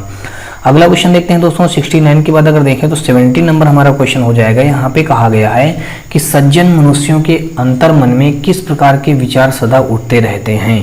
तो नंबर 1 ऑप्शन पे दिया गया है, धरा पर स्थायी रूप से सेवक प्रवृत्ति अपनाने के विचार, अमर होने के विचार, उपरोक्त में से कोई नहीं। तो जो 70 का यहाँ पे हो जाएगा दोस्तों हमारा, ये बी के साथ ही क्वेश्चन क्या हो जाएगा, राइट हो जाएगा। यानी कि सज्जन मनुष्य के अंतर मन में किस प्रकार के विचार सदा उठते रहते हैं, सेवक प्रवृत्ति अपनाने के विचार उत्पन्न होते रहते हैं। यानी कि ऑप्शन नंबर देखें तो इसका बी के साथ ही क्वेश्चन क्या हो जाएगा, बिल्कुल राइट हो जाएगा। दोस्तों अगर आप इसको पूरे को बहुत गहनता से पढ़ेंगे तो ये सारे आंसर हमारे इसी में छिपे हुए हैं। अगला क्वेश्चन हम लोग दोस्तों देखते हैं 70 के बाद 71 नंबर, और 71 नंबर क्वेश्चन पे यहाँ पे दोस्तों अंग्रेजी का हमारा कोई क्वेश्चन दिया गया है। तो दोस्तों मैं आपको बता दूं कि अंग्रेजी के लिए मैं आपको एक्सप्लेन नहीं कर पाऊंगा, बट मैं इसको केवल आपको इसका ऑप्शन बता दूंगा, क्योंकि दोस्तों अंग्रेजी मैं थोड़ा सा कम आपको डिफाइन कर पाऊंगा, इसलिए इसके लिए माफ़ी चाहता हूँ। और तो सारे सब्जेक्ट मैं आपको अच्छी तरीके से डिस्क्राइब करके बता सकता हूँ, बट थोड़ा सा अंग्रेजी मेरे लिए प्रॉब्लम है। यानी कि अंग्रेजी ग्रामर में मेरे को थोड़ा सा कम कंफर्टेबल होता है। दोस्तों चलिए मैं इसको आपको 71 नंबर का आंसर शीट भी मैं इन सभी क्वेश्चनों को आपको नीचे दे दूंगा, लेकिन आपको मैं 71 नंबर का आंसर शीट बताता भी हूँ कौन सा इसका आंसर सही होगा। यहाँ पे लिखा दोस्तों, select the most appropriate option to substitute the underlined segment in the given sentence, if no substitution is required select number improvement. तो यहाँ पे फिर आगे लिखा है द कैप्टन एज वेल, यानी कि हमको ये सब बताना है। यहाँ पे लिखा है the captain as well the players were responsible for winning the trophy. अब इसमें इसके अकॉर्डिंग हमको यहाँ पे ये 4 ऑप्शन दिए गए हैं। सबसे पहले बताया गया है the captain also the players were फिर दूसरा दिया गया नो इम्प्रूवमेंट, फिर तीसरा दिया गया है सी ऑप्शन यानी कि the captain as well as the players watch, फिर फोर्थ ऑप्शन यानी कि डी ऑप्शन में दिया गया है, कहा गया as the captain with the players were, यानी कि 71 नंबर में अगर हम देखें तो इन चार ऑप्शनों में से कौन सा ऑप्शन राइट हो जाएगा, तो इसका हमारा दोस्तों सी के साथ एक ऑप्शन राइट हो जाएगा। यहाँ पे दिया गया the captain as well as the players watch, यानी कि 71 का सी के साथ ये क्वेश्चन हमारा राइट हो जाएगा। दोस्तों इन सभी क्वेश्चनों का मैं आपको आंसर शीट नीचे लास्ट में बिल्कुल दे दूंगा, तो आप लोग वहां से भी देख सकते हैं। चलिए मैं अगला क्वेश्चन देखता हूं दोस्तों, यानी बताता हूं, यानी कि 71 के बाद अगर 72 नंबर देखें तो 72 नंबर क्वेश्चन में कहा गया fill in the blanks with the most appropriate word, handle this glass table with care because it is. तो यहाँ पे हमको बताना है कि इस because it is dot dot आगे लगा है, तो हमको इस डॉट डॉट की जगह पे क्या भरना है। चार ऑप्शन दिए गए हैं, वोलाटाइल लिखा है, फिर लिखा है डॉक्टाइल लिखा है, फिर फ्रोगल लिखा है और फ्रॉजिल लिखा है। तो यानी कि इन चार ऑप्शनों से अगर हम देखें दोस्तों तो हमारा यहाँ पे जो फ्रॉगिल लिखा है यानी कि ऑप्शन नंबर डी के साथ यहाँ पे भर दिया जाएगा, यानी कि ऑप्शन नंबर डी के साथ ये क्वेश्चन क्या हो जाएगा, बिल्कुल राइट हो जाएगा। अब दोस्तों अगर हम 73 नंबर देखें तो 73 नंबर पे क्वेश्चन दिया गया, कहा गया select the most appropriate meaning of the underlined item in the given sentence, यानी कि अब यहाँ पे हमको जो सेंटेंस दिया गया है, कहा गया है कि our PM is received with open arms whenever he goes, यानी कि अब यहाँ पे जो लिखा है दोस्तों चार ऑप्शन लिखे हुए हैं। पहला लिखा है हारमोनियसली, फिर लिखा है प्रॉम्प्टली, और फिर लिखा है हॉनरेबली, और फिर लिखा है वार्मली। तो इन चार ऑप्शनों में से हमको ये बात बतानी है कि कौन सा ऑप्शन क्या हो जाएगा, इस क्वेश्चन का राइट आंसर हो जाएगा। तो आपको बता दूं यहाँ पे दोस्तों हमारा जो वार्मली लिखा है यानी कि ऑप्शन नंबर 73 का डी के साथ ये क्वेश्चन क्या हो जाएगा, बिल्कुल राइट हो जाएगा। अगला क्वेश्चन हम लोग देखते हैं दोस्तों, यानी कि 73 के बाद अगर देखें दोस्तों 74 नंबर, तो 74 नंबर दोस्तों हमको यहाँ पे दिया गया एक पैसेज दिया गया है, और 74 और 75 दो क्वेश्चनों को इस पैसेज के अकॉर्डिंग हमको आंसर बताना है। दोस्तों अगर आप यहाँ पे क्वेश्चन लिखा है कि read the comprehension and answer the question from the given option, यानी कि जो हमारे पैसेज दिया गया इस पैसेज को कह रहा है सावधानी पूर्वक रीड करिएगा, और जो इसका क्वेश्चन है उसको हमको बताना है कि कौन सा इसमें राइट आंसर बनेगा। तो दोस्तों मैं आपको बता दूं कि मैं पैसेज इसका नहीं पढ़ूंगा, क्योंकि मैंने दोस्तों को पहले ही बता रखा कि अंग्रेजी में आपको एक्सप्लेन नहीं कर पाऊंगा, बाकी और सभी सब्जेक्टों में आपको अच्छे से एक्सप्लेन करके बता सकता हूँ। तो मैं अंग्रेजी में क्या है ओनली आपको ऑप्शन बता सकता हूँ। दोस्तों यहाँ पे जो 74 ऑप्शन दिया गया है, यहाँ पे कहा गया from the second half of the 20th century what has caused a dramatic fall in black reindeers और पॉपुलेशन, यानी कि फिर लिखा है यहाँ पे पॉचिंग, कॉलोनियल रूल और big game hunting, fall in genetic diversity. तो इन चार ऑप्शनों में अगर हम देखें दोस्तों तो यहाँ पे 74 का हमारा जो हो जाएगा यहाँ पे पॉचिंग, यानी कि ऑप्शन नंबर हमारा ए के साथ ये क्वेश्चन क्या हो जाएगा, राइट हो जाएगा, POACHING पॉचिंग, यानी कि 74 का ए के साथ ये क्वेश्चन क्या हो जाएगा, बिल्कुल राइट हो जाएगा। अगला क्वेश्चन अगर हम दोस्तों देखें, यानी कि इस पैसेज के अकॉर्डिंग आपको यहाँ पे इसका आंसर देना है। पैसेज पूरा रीड करिए केयरफुली तरीके से और फिर इसका आंसर दीजिएगा। चलिए दोस्तों हम लोग अगला क्वेश्चन देखते हैं यहाँ पे 75 नंबर, और 75 नंबर क्वेश्चन पे भी हमको यही काम करना है कि पैसेज को ही रीड करके इसका आंसर देना है। तो यहाँ पे लिखा दोस्तों जनरली यूनिक्यू ब्लैक, और यहाँ पे rhinoceros has been lost in all of the following countries except. तो यहाँ पे लिखा है तंजानिया, नाइजीरिया और छद और मलावी, यानी कि मालवी या मालवी कह सकते हैं आप। तो यहाँ पे दोस्तों 75 को जो हमारा राइट आंसर बन जाएगा, यहाँ भी दोस्तों हमारा तंजानिया के साथ ये क्वेश्चन क्या हो जाएगा, राइट हो जाएगा। ऑप्शन नंबर देखें तो यहाँ पे ए के साथ ये क्वेश्चन क्या हो जाएगा, बिल्कुल राइट हो जाएगा। अगला क्वेश्चन देखते हैं दोस्तों, यानी कि 75 के बाद दोस्तों अब हमारा 76 में यहाँ पे रीजनिंग का क्वेश्चन आ गया। अब दोस्तों हम क्या पढ़ेंगे, यहाँ पे रीजनिंग देखेंगे। तो रीजनिंग में यहाँ पे दोस्तों पहला क्वेश्चन दिया गया है, कहा गया है कि यदि किसी कूट भाषा में समर को ये लिखा जाता है और मैनेजर को ये लिखा जाता है तो उसी कूट भाषा में इन्वर्टर को क्या लिखा जाएगा। तो दोस्तों ध्यान से देखिए, एस का कोड होता है 19। 19 में दोस्तों हम कितना जोड़ देंगे कि हमारा 19 20 21, यानी कि 19 में 3 जोड़ा तो हमारा क्या हो गया, 19 3 21 हो गया। 19 2 21, यानी कि 2 जोड़ा गया, 19 2 21। और यहाँ पे यू का कोड होता है 22 और यू का कोड होता है 21। 21 में फिर 2 जोड़ दिया गया तो हमको 23 मिल गया। एम का कोड होता है 13। 13 में 2 जोड़ा गया 15 मिल गया। फिर एम में 2 जोड़ा गया 15 मिल गया। ई में 2 जोड़ा गया, जी मिल गया, और आर में 2 जोड़ा गया दोस्तों को 20 यानी कि 20 मिल गया। यहाँ पे देख लेते हैं दोस्तों एम ओ यानी 13 2 15, और फिर यहाँ पे 2 यानी कि सभी में क्या करना है दोस्तों को 2 2 ऐड करते जाना है। तो 2 अगर हम ऐड करेंगे तो आई, यहाँ पे दोस्तों क्या दिया गया है आई में जब हम 2 जोड़ेंगे तो 9 2 11 11 हो जाएगा हमारा के का, और एन हमारा होता है 14 14 2 16 16 में हम जोड़े होता है हमारा पी, वी का होता है दोस्तों 22 22 2 24 24 होता है हमारा यहाँ पे एक्स का, और उसके बाद ई होता है 5 5 2 7 यानी कि हो जाएगा जी का, आर होता है दोस्तों हमारा यानी कि 18 18 में 2 जोड़ेंगे तो हमारा 20 यानी टी का, टी हमारा हो जाएगा फिर यहाँ पे वी, टी का 20 तो वी का हमारा 22 हो जाएगा।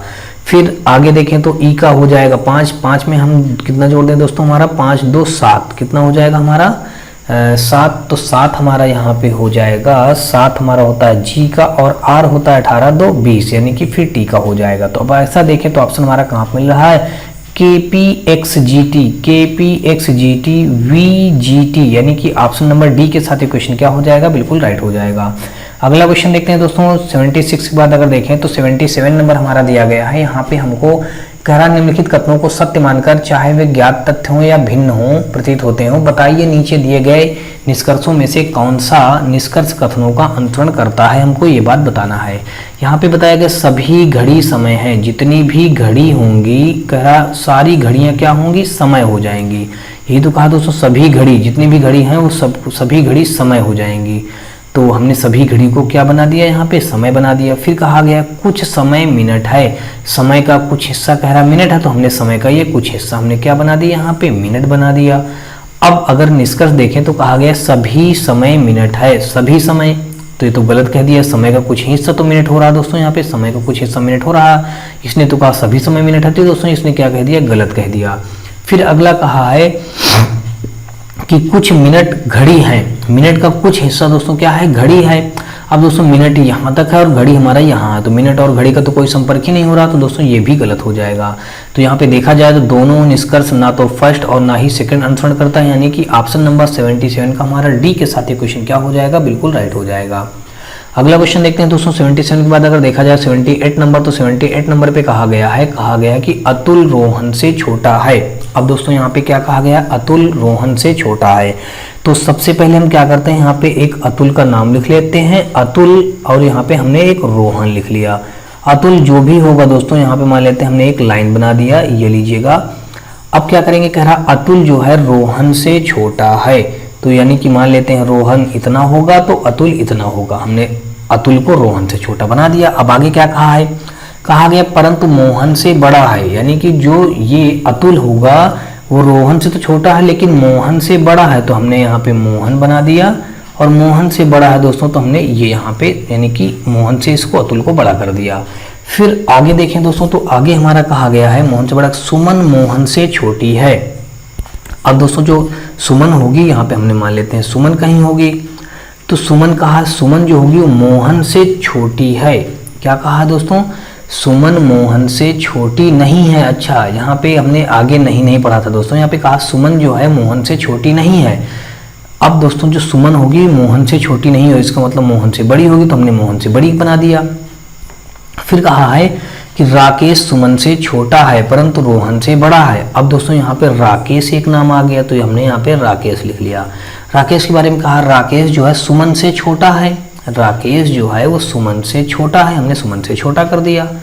राकेश सुमन से छोटा है परंतु रोहन से बड़ा है, परंतु किससे हो जाएगा, रोहन से बड़ा हो जाएगा। तो यानी कि राकेश जो सुमन से छोटा है तो हमने सुमन को और बड़ा कर दिया, और किंतु रोहन से बड़ा है, सुमन से तो छोटा है लेकिन रोहन तो ये है दोस्तों, रोहन से बड़ा हो जाएगा, तो हमने मान लेते हैं इतना कर दिया, और इसको कर देते हैं। अब क्वेश्चन में क्या बताना है हमको, यहाँ पे कहा तो बताइए कितने व्यक्ति सुमन से छोटे हैं। तो सुमन से छोटे व्यक्ति दोस्तों, सुमन तो सबसे बड़ी हो गई, सुमन से छोटा अतुल भी है, रोहन भी है, मोहन भी है और राकेश भी है, कुल मिला के 4 व्यक्ति छोटे हैं। तो यानी कि देखें तो यहाँ पे सुमन से छोटे कितने व्यक्ति हो गए, अतुल, रोहन, मोहन और राकेश, 4 व्यक्ति हो गए। तो यानी कि ऑप्शन नंबर देखें तो 78 का सी के साथ ये क्वेश्चन क्या हो जाएगा, हमारा बिल्कुल राइट हो जाएगा। अब दोस्तों अगर 78 के बाद अगर हम 79 नंबर देखें तो 79 नंबर हमारा दिया गया है। यहाँ पे कहा गया है कि अखिलेश के फूफा की सास के पुत्र का पिता जिसका कोई अन्य भाई नहीं है, अखिलेश से किस प्रकार संबंधित है, हमको ये बात बतानी है। तो यहाँ पे हमको बताना है, कहा गया कि अखिलेश के फूफा की सास। तो सबसे पहले हम क्या कर लेते हैं दोस्तों, यहाँ पे अखिलेश मान लेते हैं। तो यहाँ पे कहीं हमने अखिलेश बना लिया, तो ये हो गए अखिलेश। अब अखिलेश को क्या कहा गया है, अखिलेश के फूफा की सास। तो अखिलेश के फूफा, तो अखिलेश के फूफा कौन हो जाएंगे दोस्तों, देख लीजिए, ये जो अखिलेश के मान लीजिए यहाँ पे पिता होंगे। अब पिता की ये जो होंगी बहन होंगी, कौन होंगी दोस्तों, ये बहन के जो होंगे ये पति होंगे, बहन के क्या होंगे, पति। तो इनका तो एक पेयर बन गया, ये हो गया इतना, ठीक है। अब कहा गया अखिलेश के फूफा की सास। फूफा की सास बोले तो दोस्तों यानी कि अखिलेश की जो दादी होगी, यानी कि अखिलेश की यहाँ पे दादी जो होगी, यानी कि इनकी माता, इनके पिता की क्या हो जाएगी, माता। यानी कि हम यहाँ पे क्या करते हैं, ये अखिलेश की जो बुआ तो ये हो गई, ये कौन हो गई दोस्तों, अखिलेश की ये बुआ हो गई। अब इनको क्या कहा है, इनके पति, यानी कि अखिलेश की बुआ के पति, अखिलेश के बुआ, अखिलेश के फूफा की सास। हाँ, अखिलेश के फूफा की सास कौन हो जाएंगे दोस्तों, यहाँ पे कुल मिलाकर के इनकी माता हो जाएंगी, यानी कि अखिलेश की बुआ की माता हो जाएंगी, इनके फूफा की सास हो जाएंगे। अखिलेश की ये कौन हो गए दोस्तों, ये अखिलेश के फूफा हो गए। तो ये जो अखिलेश के फूफा हो गए, तो ये इनके कौन हो जाएंगी, माता हो जाएंगी। कौन मतलब ये क्या हो जाएंगी, सास हो जाएंगे दोस्तों। क्या है यहाँ पे, सास। अब आगे कहा गया है सास के पौत्र का पिता। अब जो यहाँ पे सास का जो पौत्र होगा, यानी कि इनकी ये सास का पौत्र तो ये होगा, यही तो पौत्र है, पौत्र का पिता कहा है ना, पौत्र का पिता जिसका कोई अन्य भाई नहीं है। ये पौत्र का, इनके पौत्र का पिता, इनके पुत्र का पिता का अन्य कोई भाई नहीं है, अखिलेश से किस प्रकार संबंधित है। तो दोस्तों यहाँ पे बताएं तो अखिलेश के कौन हो जाएंगे, पुत्र। ये अखिलेश के पुत्र जो हैं, यानी कि उनके माता, ये अखिलेश के फूफा के सास का पुत्र अखिलेश से किस प्रकार संबंधित है। तो यहाँ पे ये देखें तो ये किस प्रकार संबंधित है, यानी कि पिता के रूप में संबंधित है। यानी कि ऑप्शन नंबर देखा जाए तो यहाँ पे 79 का एक के साथ एक क्वेश्चन क्या हो जाएगा, बिल्कुल राइट हो जाएगा। अगला क्वेश्चन देखते हैं दोस्तों 80 नंबर, और 80 नंबर क्वेश्चन पे दिया गया है, कहा गया है कि यदि 16 जनवरी 2007 को रविवार था तो 20 जनवरी 2008 को कौन सा दिन होगा। तो हम लोग दोस्तों क्या करते हैं, 16 जनवरी 2007 से चलना स्टार्ट करते हैं और 20 जनवरी 2008 तक देख लेते हैं। तो दोस्तों मैंने इस प्रकार के क्वेश्चन आपको कैलेंडर पे बताए हैं। अगर आप लोग कैलेंडर वाला चैप्टर ना देखे हो तो आपको बता दूं दोस्तों, प्लेलिस्ट पे जाइएगा, तो वहाँ पे प्लेलिस्ट में आप कैलेंडर के चैप्टर जरूर देखिएगा। आपको ये सारे क्वेश्चन बहुत ही आसानी तरीके से मैंने वहाँ बता रखे हैं। तो यहाँ पे दोस्तों 16 जनवरी 2007 से चलना स्टार्ट करना है। मान लीजिए कि मेरे घर पे काम स्टार्ट होता है 16 जनवरी 2007 से, मेरे घर में काम शुरू हो जाता है, और काम कब तक चलता है, 20 जनवरी 2008 से काम मेरे घर का खत्म हो जाता है, यानी कि मेरा घर बनना खत्म हो जाता है। तो हमको इस बीच ये देखना है कि टोटल हमारे यहाँ कितने दिन काम हुआ, क्योंकि हमको मिस्त्री और लेबरों को मजदूरी देनी होगी, इसलिए हमको देखना है कि टोटल हमारे यहाँ काम कितना हुआ। तो सबसे पहले अगर देखें दोस्तों तो जनवरी 16 जनवरी 2007 में, जनवरी हम जानते हैं दोस्तों 31 दिनों की होती है, तो 31 दिनों में हमारा 16 जनवरी से घर पे काम चला, तो 16 4 20 10 30 और जनवरी 31 की होगी, तो 15 दिन कितने हो जाएंगे दोस्तों, 15। तो जनवरी में हमारे 15 दिन आ गए, तो 15 को अगर हम 7 से भाग देंगे तो 7 दूना 14, 1 बचेगा। तो जनवरी माह में विषम दिनों संख्या हमको 1 मिल गई। अब फरवरी महीने में विषम दिनों संख्या हमको 0 मिलेगी। क्यों 0 मिलेगी, क्योंकि दोस्तों आपको पता है कि 2007 जो है हमारा वहाँ पे क्या हो जाएगा, 28 दिनों की फरवरी होगी। जब 28 में हम 7 का भाग देंगे तो 7 चौक 28, यानी कि 0 शेष बचेगा। फिर यहाँ पे फरवरी के बाद दोस्तों अगर हम मार्च देखें तो मार्च में 3 होता है, अप्रैल में दोस्तों 2 होता है, मई में दोस्तों 3 होता है, जून में 2 होता है, जुलाई में दोस्तों अगर हम देखें तो 3 होता है, अगस्त में 3 होता है, सितंबर में 2 होता है, अक्टूबर में दोस्तों हमारा यहाँ पे 3 होता है, नवंबर में हमारा 2 होता है, और फिर यहाँ पे दिसंबर देखें तो 3 होता है। दिसंबर के बाद दोस्तों हमको कहाँ तक जाना है, 20 जनवरी तक देखना है। तो 7 दूना 14 और 6 बचेगा, कितना बचेगा दोस्तों, 7 दूना 14 6 20, यानी कि 6 हमारा बच गया। अब दोस्तों हम क्या करेंगे, इन सबको काउंट कर लेंगे। तो 1 3 1 4 4 2 6 6 3 9 9 2 11 11 3 14 14 3 17 17 2 19 19 3 हो जाएगा हमारा 22 22 2 24 24 3 हमारा हो जाएगा 27 27 6 हमारा हो जाएगा 27 6, तो 27 3 30 3 33, कितना हो जाएगा दोस्तों हमारा 33। अब 33 में दोस्तों को विषम निकालने के लिए 7 का फिर भाग दे देंगे, तो 7 चौक 28 हो जाएगा, कितना हो जाएगा 28। हमारा शेषफल कितना बचा दोस्तों, हमको यहाँ पे ये नहीं बताना होता है कि कितना आया, हमको यहाँ पे शेषफल निकालने की जरूरत होती है। किसकी निकालने की जरूरत होती है दोस्तों, हमको शेषफल की निकालने की जरूरत होती है।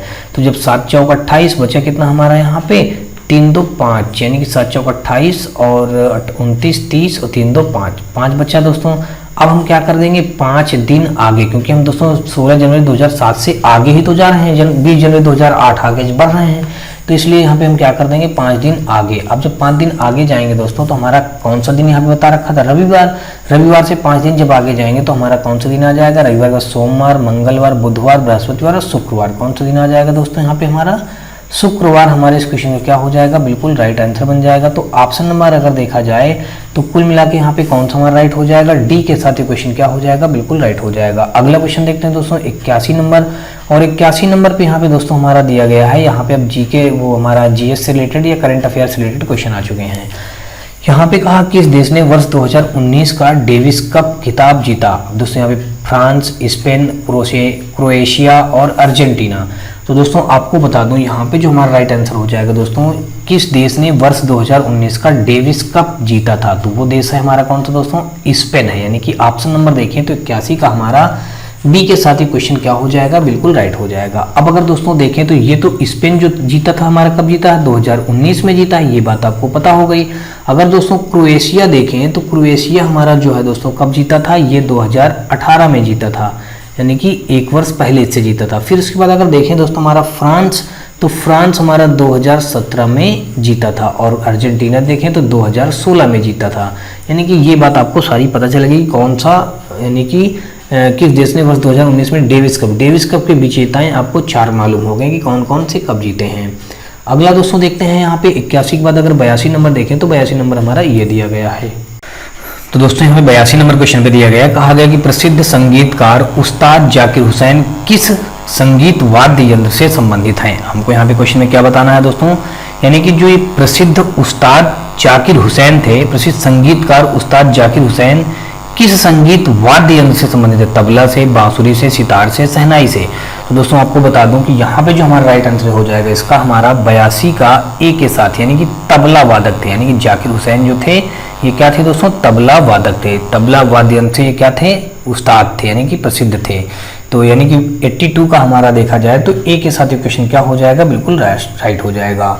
अगला क्वेश्चन अगर यहाँ पे दोस्तों अगर हम और बताना चाहें आपको, यहाँ पे बांसुरी जो हमारा है, ये बांसुरी किससे हमारा हो जाएगा, बांसुरी हमारा किसके लिए फेमस है, तो ये है हरिप्रसाद चौरसिया के लिए है दोस्तों। किसके लिए, हरिप्रसाद चौरसिया। यहाँ पे हमने लिख दिया दोस्तों हरिप्रसाद चौरसिया के लिए क्या है, हमारी बांसुरी फेमस है।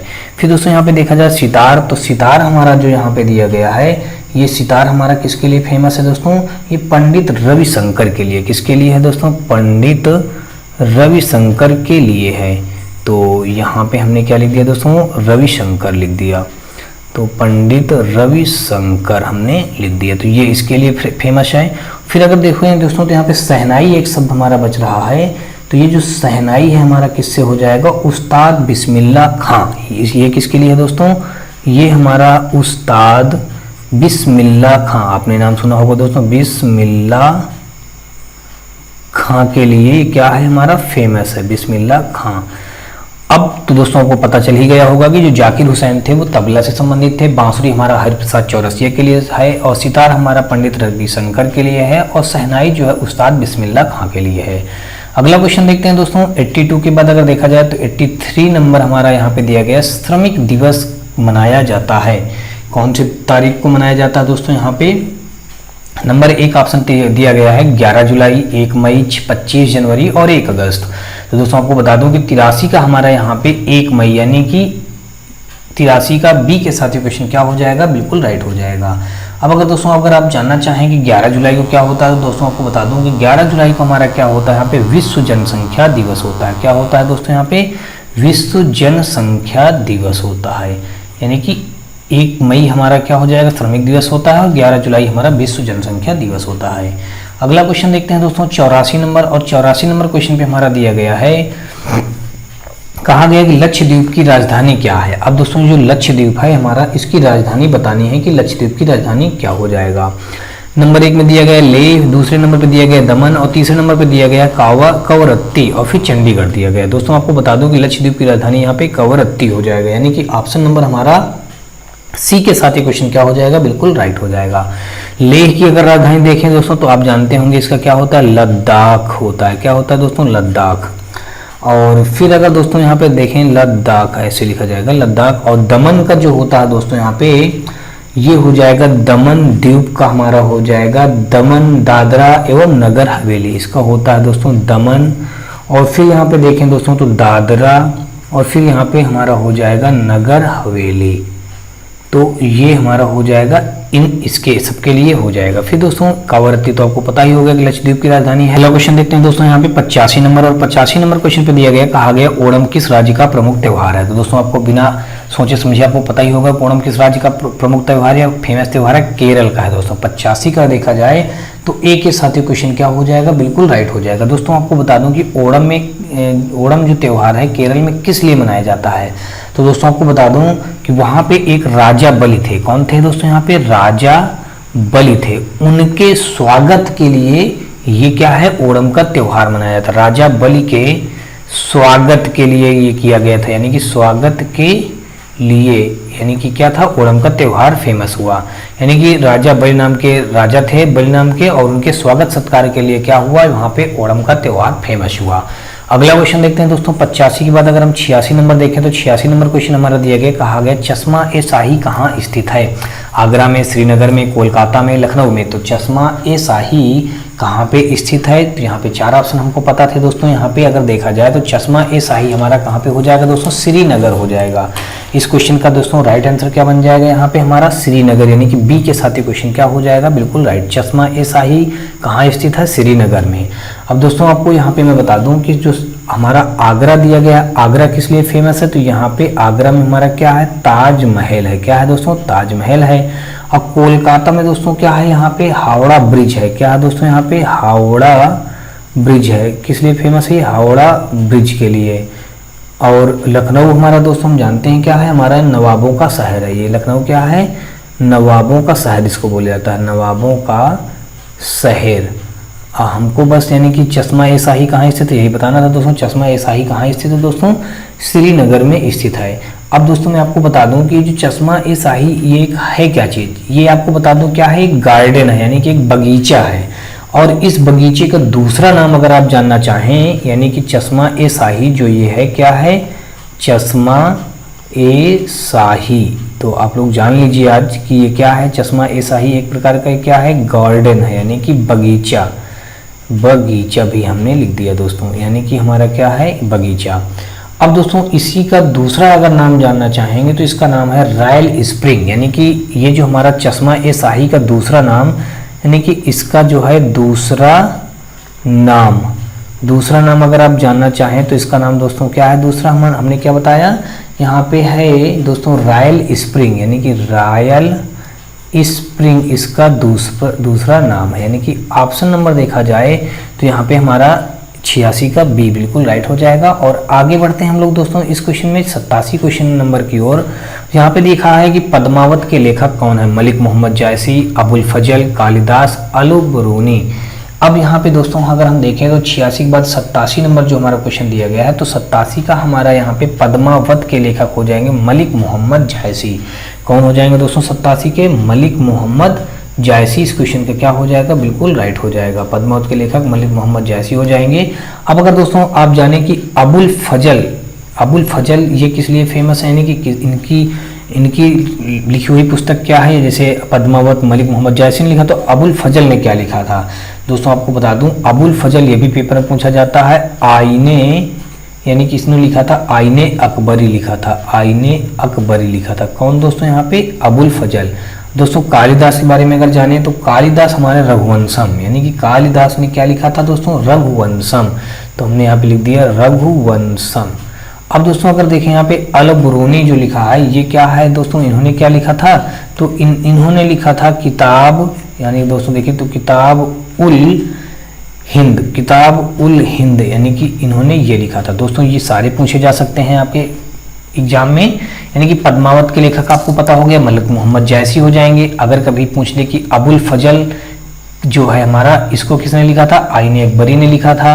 अगर पूछ लिया जाए कालिदास तो यानी कि रघुवंशम, और अल बरूनी तो ये हमारे हो जाएंगे किताब उल हिंद, इसके यानी कि अल बरूनी ने किताब उल हिंद लिखा था। अगला क्वेश्चन देखते हैं दोस्तों 87 के बाद अगर देखा जाए 88 नंबर, तो 88 नंबर क्वेश्चन पे दिया गया है, कहा गया कि आयुर्वेद से संबंधित ग्रंथ है चरक संहिता, लीलावती, आर्यभट्टियम, कोई नहीं। तो दोस्तों आपको बता दूं आयुर्वेद से संबंधित जो हमारा इस क्वेश्चन का राइट आंसर हो जाएगा चरक संहिता हो जाएगी, यानी कि 88 का हमारा ए के साथ ये क्वेश्चन क्या हो जाएगा? बिल्कुल राइट हो जाएगा। अब दोस्तों आपको बता दूं कि जो यहाँ पे लीलावती है, इन्होंने क्या लिखा, यानी कि लिखा था, इन्होंने प्राचीन गणित लिखा था। क्या लिखा था दोस्तों? प्राचीन गणित। और दोस्तों यहाँ पे जो आर्यभट्टी लिखा है, तो इन्होंने भी क्या लिखा था? यानी कि इन्होंने भी सेम वही लिखा था, प्राचीन गणित लिखा था। यानी कि देखा जाए तो कुल मिला के आयुर्वेद से संबंधित ग्रंथ कौन सा है? चरक संहिता हमारे इस क्वेश्चन का क्या हो जाएगा? बिल्कुल राइट हो जाएगा। लीलावती और आर्यभट्टियम जो लिखा है, ये प्राचीन गणित के दोनों क्या हैं? हमारे यानी कि प्राचीन गणित से संबंधित है। दोस्तों अगला क्वेश्चन देखेंगे 88 के बाद अगर 89 नंबर देखा जाए, तो 89 नंबर क्वेश्चन में पूछा गया है मसालों को बगान कहा जाने वाला राज्य है, यानी कि जो मसालों का बगान है उसको कौन से राज्य को कहा जाता है? दोस्तों आपको बता दूं कि मसालों का बगान यहाँ पे बी ऑप्शन में जो दिया गया है केरल, तो केरल को मसालों का बागान कहा जाता है। अब दोस्तों आपको बता दूं जो उत्तर प्रदेश है हमारा, ये जो उत्तर प्रदेश है, तो इसको क्या कहा जाता है? इसको कहा जाता है चीनी का कटोरा। पूछा जा सकता है दोस्तों, आप लोग ध्यान से समझ लीजिएगा। यानी कि जिस प्रकार मसालों का बागान केरल को कहा जाता है, उसी प्रकार उत्तर प्रदेश को क्या कहा जाता है? चीनी का कटोरा कहा जाता है। क्या कहा जाता है दोस्तों? चीनी का कटोरा। अब यहाँ पे दोस्तों दूसरा दिया गया एक पंजाब शब्द दिया गया, तो इस पंजाब को हम क्या कहेंगे? यानी कि यहाँ पे कहेंगे 5 नदियों वाला प्रदेश, यानी क्या बोलेंगे? यहाँ पे 5 नदियों वाला प्रदेश, 5 नदियों वाला, और यहाँ पे हमारा हो जाएगा प्रदेश। अब दोस्तों अब ये हो गया, यानी कि हमको मसालों का बागान पूछा गया, तो हमने मसालों का बागान बता दिया केरल, और इनसे रिलेटेड पॉइंट भी हमने जान लिया। उत्तर प्रदेश में क्या था? चीनों को कटोरा कहा जाता है, पंजाब में 5 नदियों वाला प्रदेश होता है। अगला क्वेश्चन देखते हैं दोस्तों 90 नंबर, और 90 नंबर क्वेश्चन पे दिया गया है, कहा गया है कि किस शहर को भारत की सिलिकॉन वैली कहा जाता है? तो दोस्तों मैं आपको बता दूं कि यहाँ पे बेंगलुरु को जो है भारत को सिलिकॉन वैली कहा जाता है। 90 का हमारा जो यहाँ पे राइट हो जाएगा दोस्तों, यहाँ पे ऑप्शन नंबर ए के साथ ये क्वेश्चन क्या हो जाएगा? बिल्कुल राइट हो जाएगा।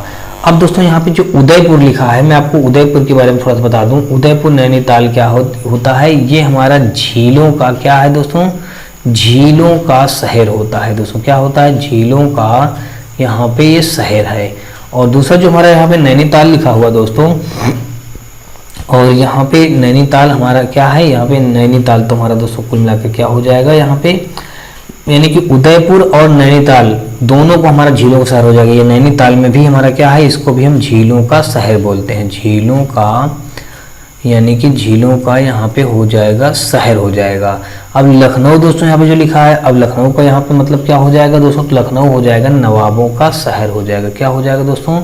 नवाबों का यहाँ पे हो जाएगा शहर। यानी कि ऑप्शन नंबर देखा जाए तो कुल मिलाकर के हमारा यहाँ पे भारत को सिलिकॉन वैली पूछा है, तो हमने भारत को सिलिकॉन वैली क्या बताया? बेंगलुरु बताया। यानी कि भारत का सिलिकॉन वैली क्या है? बेंगलुरु है। अगला क्वेश्चन देखते हैं दोस्तों 91 नंबर, और 91 नंबर क्वेश्चन पे दिया गया, कहा गया हाल ही में इनमें से किस देश ने 2023 तक लकड़ी से निर्मित पहला अंतरिक्ष उपग्रह लॉन्च करने की घोषणा की है?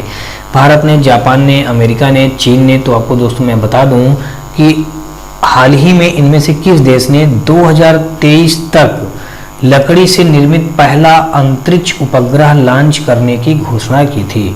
तो दोस्तों आपको बता दूं कि यहाँ पे जो हमारा 91 नंबर है, तो यहाँ पे हो जाएगा 91 का बी के साथ, यानी कि जापान ने ऐसी घोषणा की है। कौन से देश ने घोषणा की है? ना तो भारत ने किया है, ना ही अमेरिका ने, ना ही चीन ने, लेकिन जापान एक ऐसा कंट्री है जिन्होंने ऐसी घोषणा कर दी कि 2023 तक में हम क्या करेंगे? लकड़ी से निर्मित पहला अंतरिक्ष उपग्रह लॉन्च करने की घोषणा की है।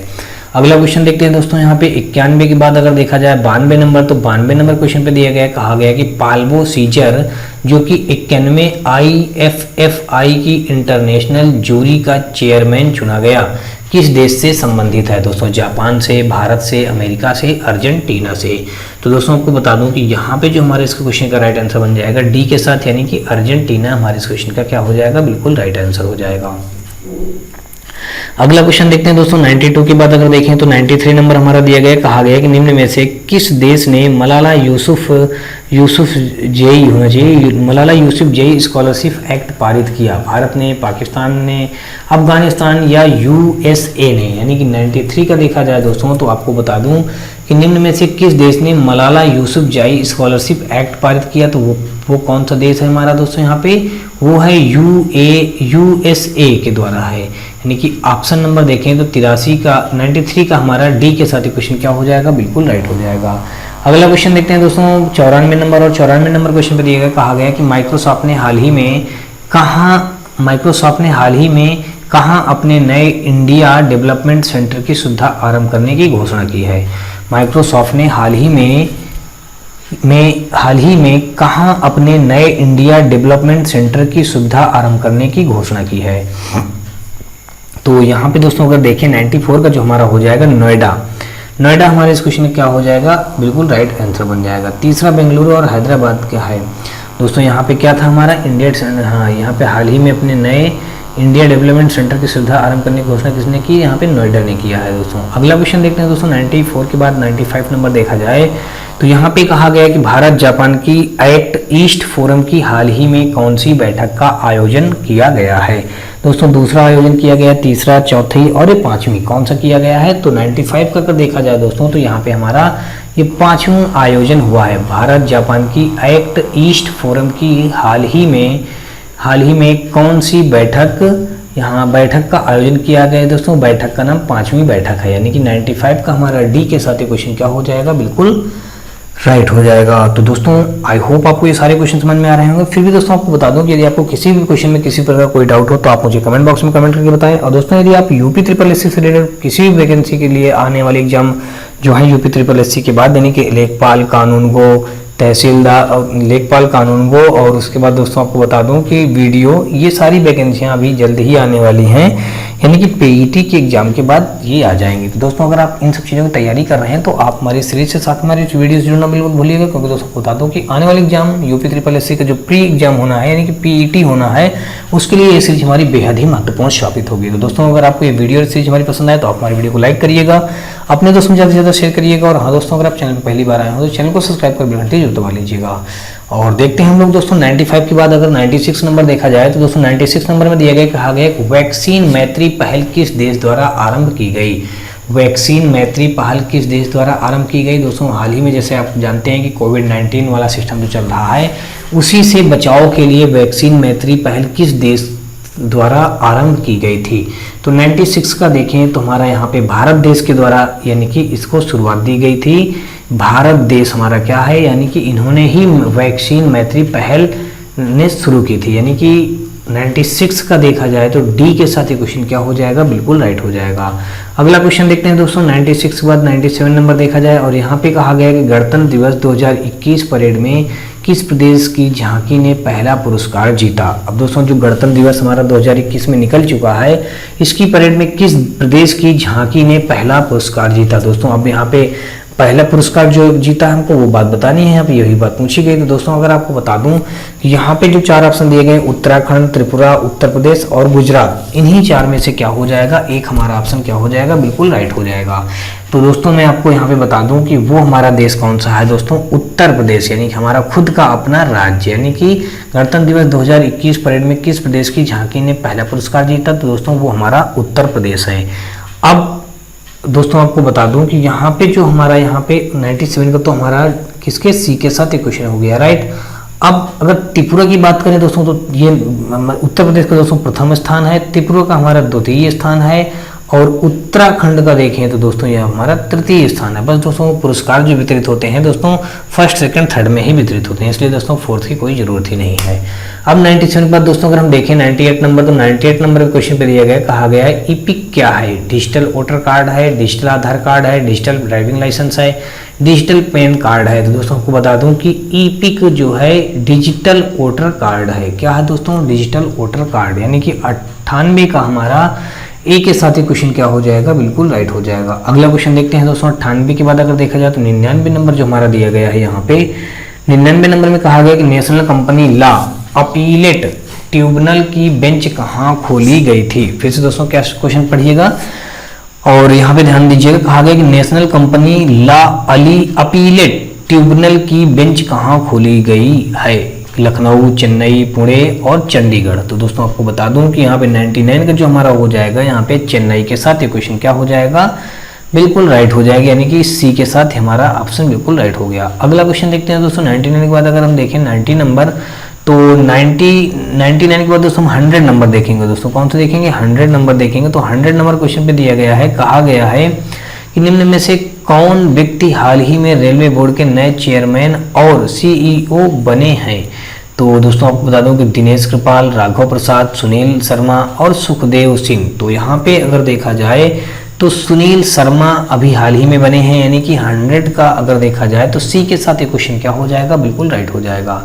अब यहाँ पे क्या पूछा गया था, निम्न में से कौन व्यक्ति हाल ही में रेलवे बोर्ड के नए चेयरमैन और सीईओ हैं। तो दोस्तों यहाँ पे सुनील शर्मा हमारे इस क्वेश्चन का क्या हो जाएगा, बिल्कुल राइट आंसर हो जाएगा। तो दोस्तों ये हमारा 100 नंबर क्वेश्चन पूरा हो गया, यानी कि हम लोग एक प्रैक्टिस सेट कंप्लीट कर लिए हैं। दोस्तों आपको बता दूं कि आने वाले एग्जाम जो हमारा 20 तारीख को होने वाला था, 20 तारीख को ना होकर के 24 अगस्त को होगा। तो तब तक में हम लोग दोस्तों प्रयास करेंगे कम से कम 25 से 30 प्रैक्टिस सेट सॉल्व करने का प्रयास करेंगे। तो दोस्तों आपको बता दूं कि इसी प्रैक्टिस सेट का जितने भी हम लोग 1 से लेकर 100 तक के क्वेश्चन सॉल्व किए हैं, उन्हीं सारे क्वेश्चनों का यहाँ पे मैं आंसर शीट भी आपको लगा कर दे रहा हूँ। दोस्तों आप लोग यहाँ से भी आप देख करके मैच करा सकते हैं, यानी कि जो इसका हमारा 1 से लेकर के 100 तक के हम लोग जितने भी क्वेश्चन सॉल्व किए हैं, उन सारे क्वेश्चनों की ये आंसर शीट है। तो उम्मीद करता हूं दोस्तों आपको ये वीडियो और सीरीज हमारी पसंद आई होगी। और दोस्तों यदि आपको हमारी ये वीडियो और सीरीज हमारी पसंद आई हो तो आप हमारी वीडियो को लाइक करिएगा, अपने दोस्तों में ज़्यादा से ज़्यादा शेयर करिएगा। और हाँ दोस्तों, अगर आप चैनल पर पहली बार आए हों तो चैनल को सब्सक्राइब कर बेल घंटी जरूर दबा लीजिएगा। और दोस्तों आपको बता दूं कि यदि आपको किसी प्रकार का कोई डाउट हो तो आप हमारे व्हाट्सअप और टेलीग्राम ग्रुप से जुड़ सकते हैं, या फिर दोस्तों आप हमें कमेंट करके भी बता सकते हैं। दोस्तों आपको बता दूं कि आपको हमारे इसी वीडियो के डिस्क्रिप्शन में हमारे व्हाट्सअप और टेलीग्राम ग्रुप वाले में लिंक मिल जाएगा, जहां से आप लोग बहुत ही आसानी से जुड़ करके अपने किसी प्रकार के डाउट या अपने सुझाव दे करके दे सकते हैं। तो चलिए दोस्तों नेक्स्ट वीडियो मिलते हैं, तब तक के लिए जय हिंद।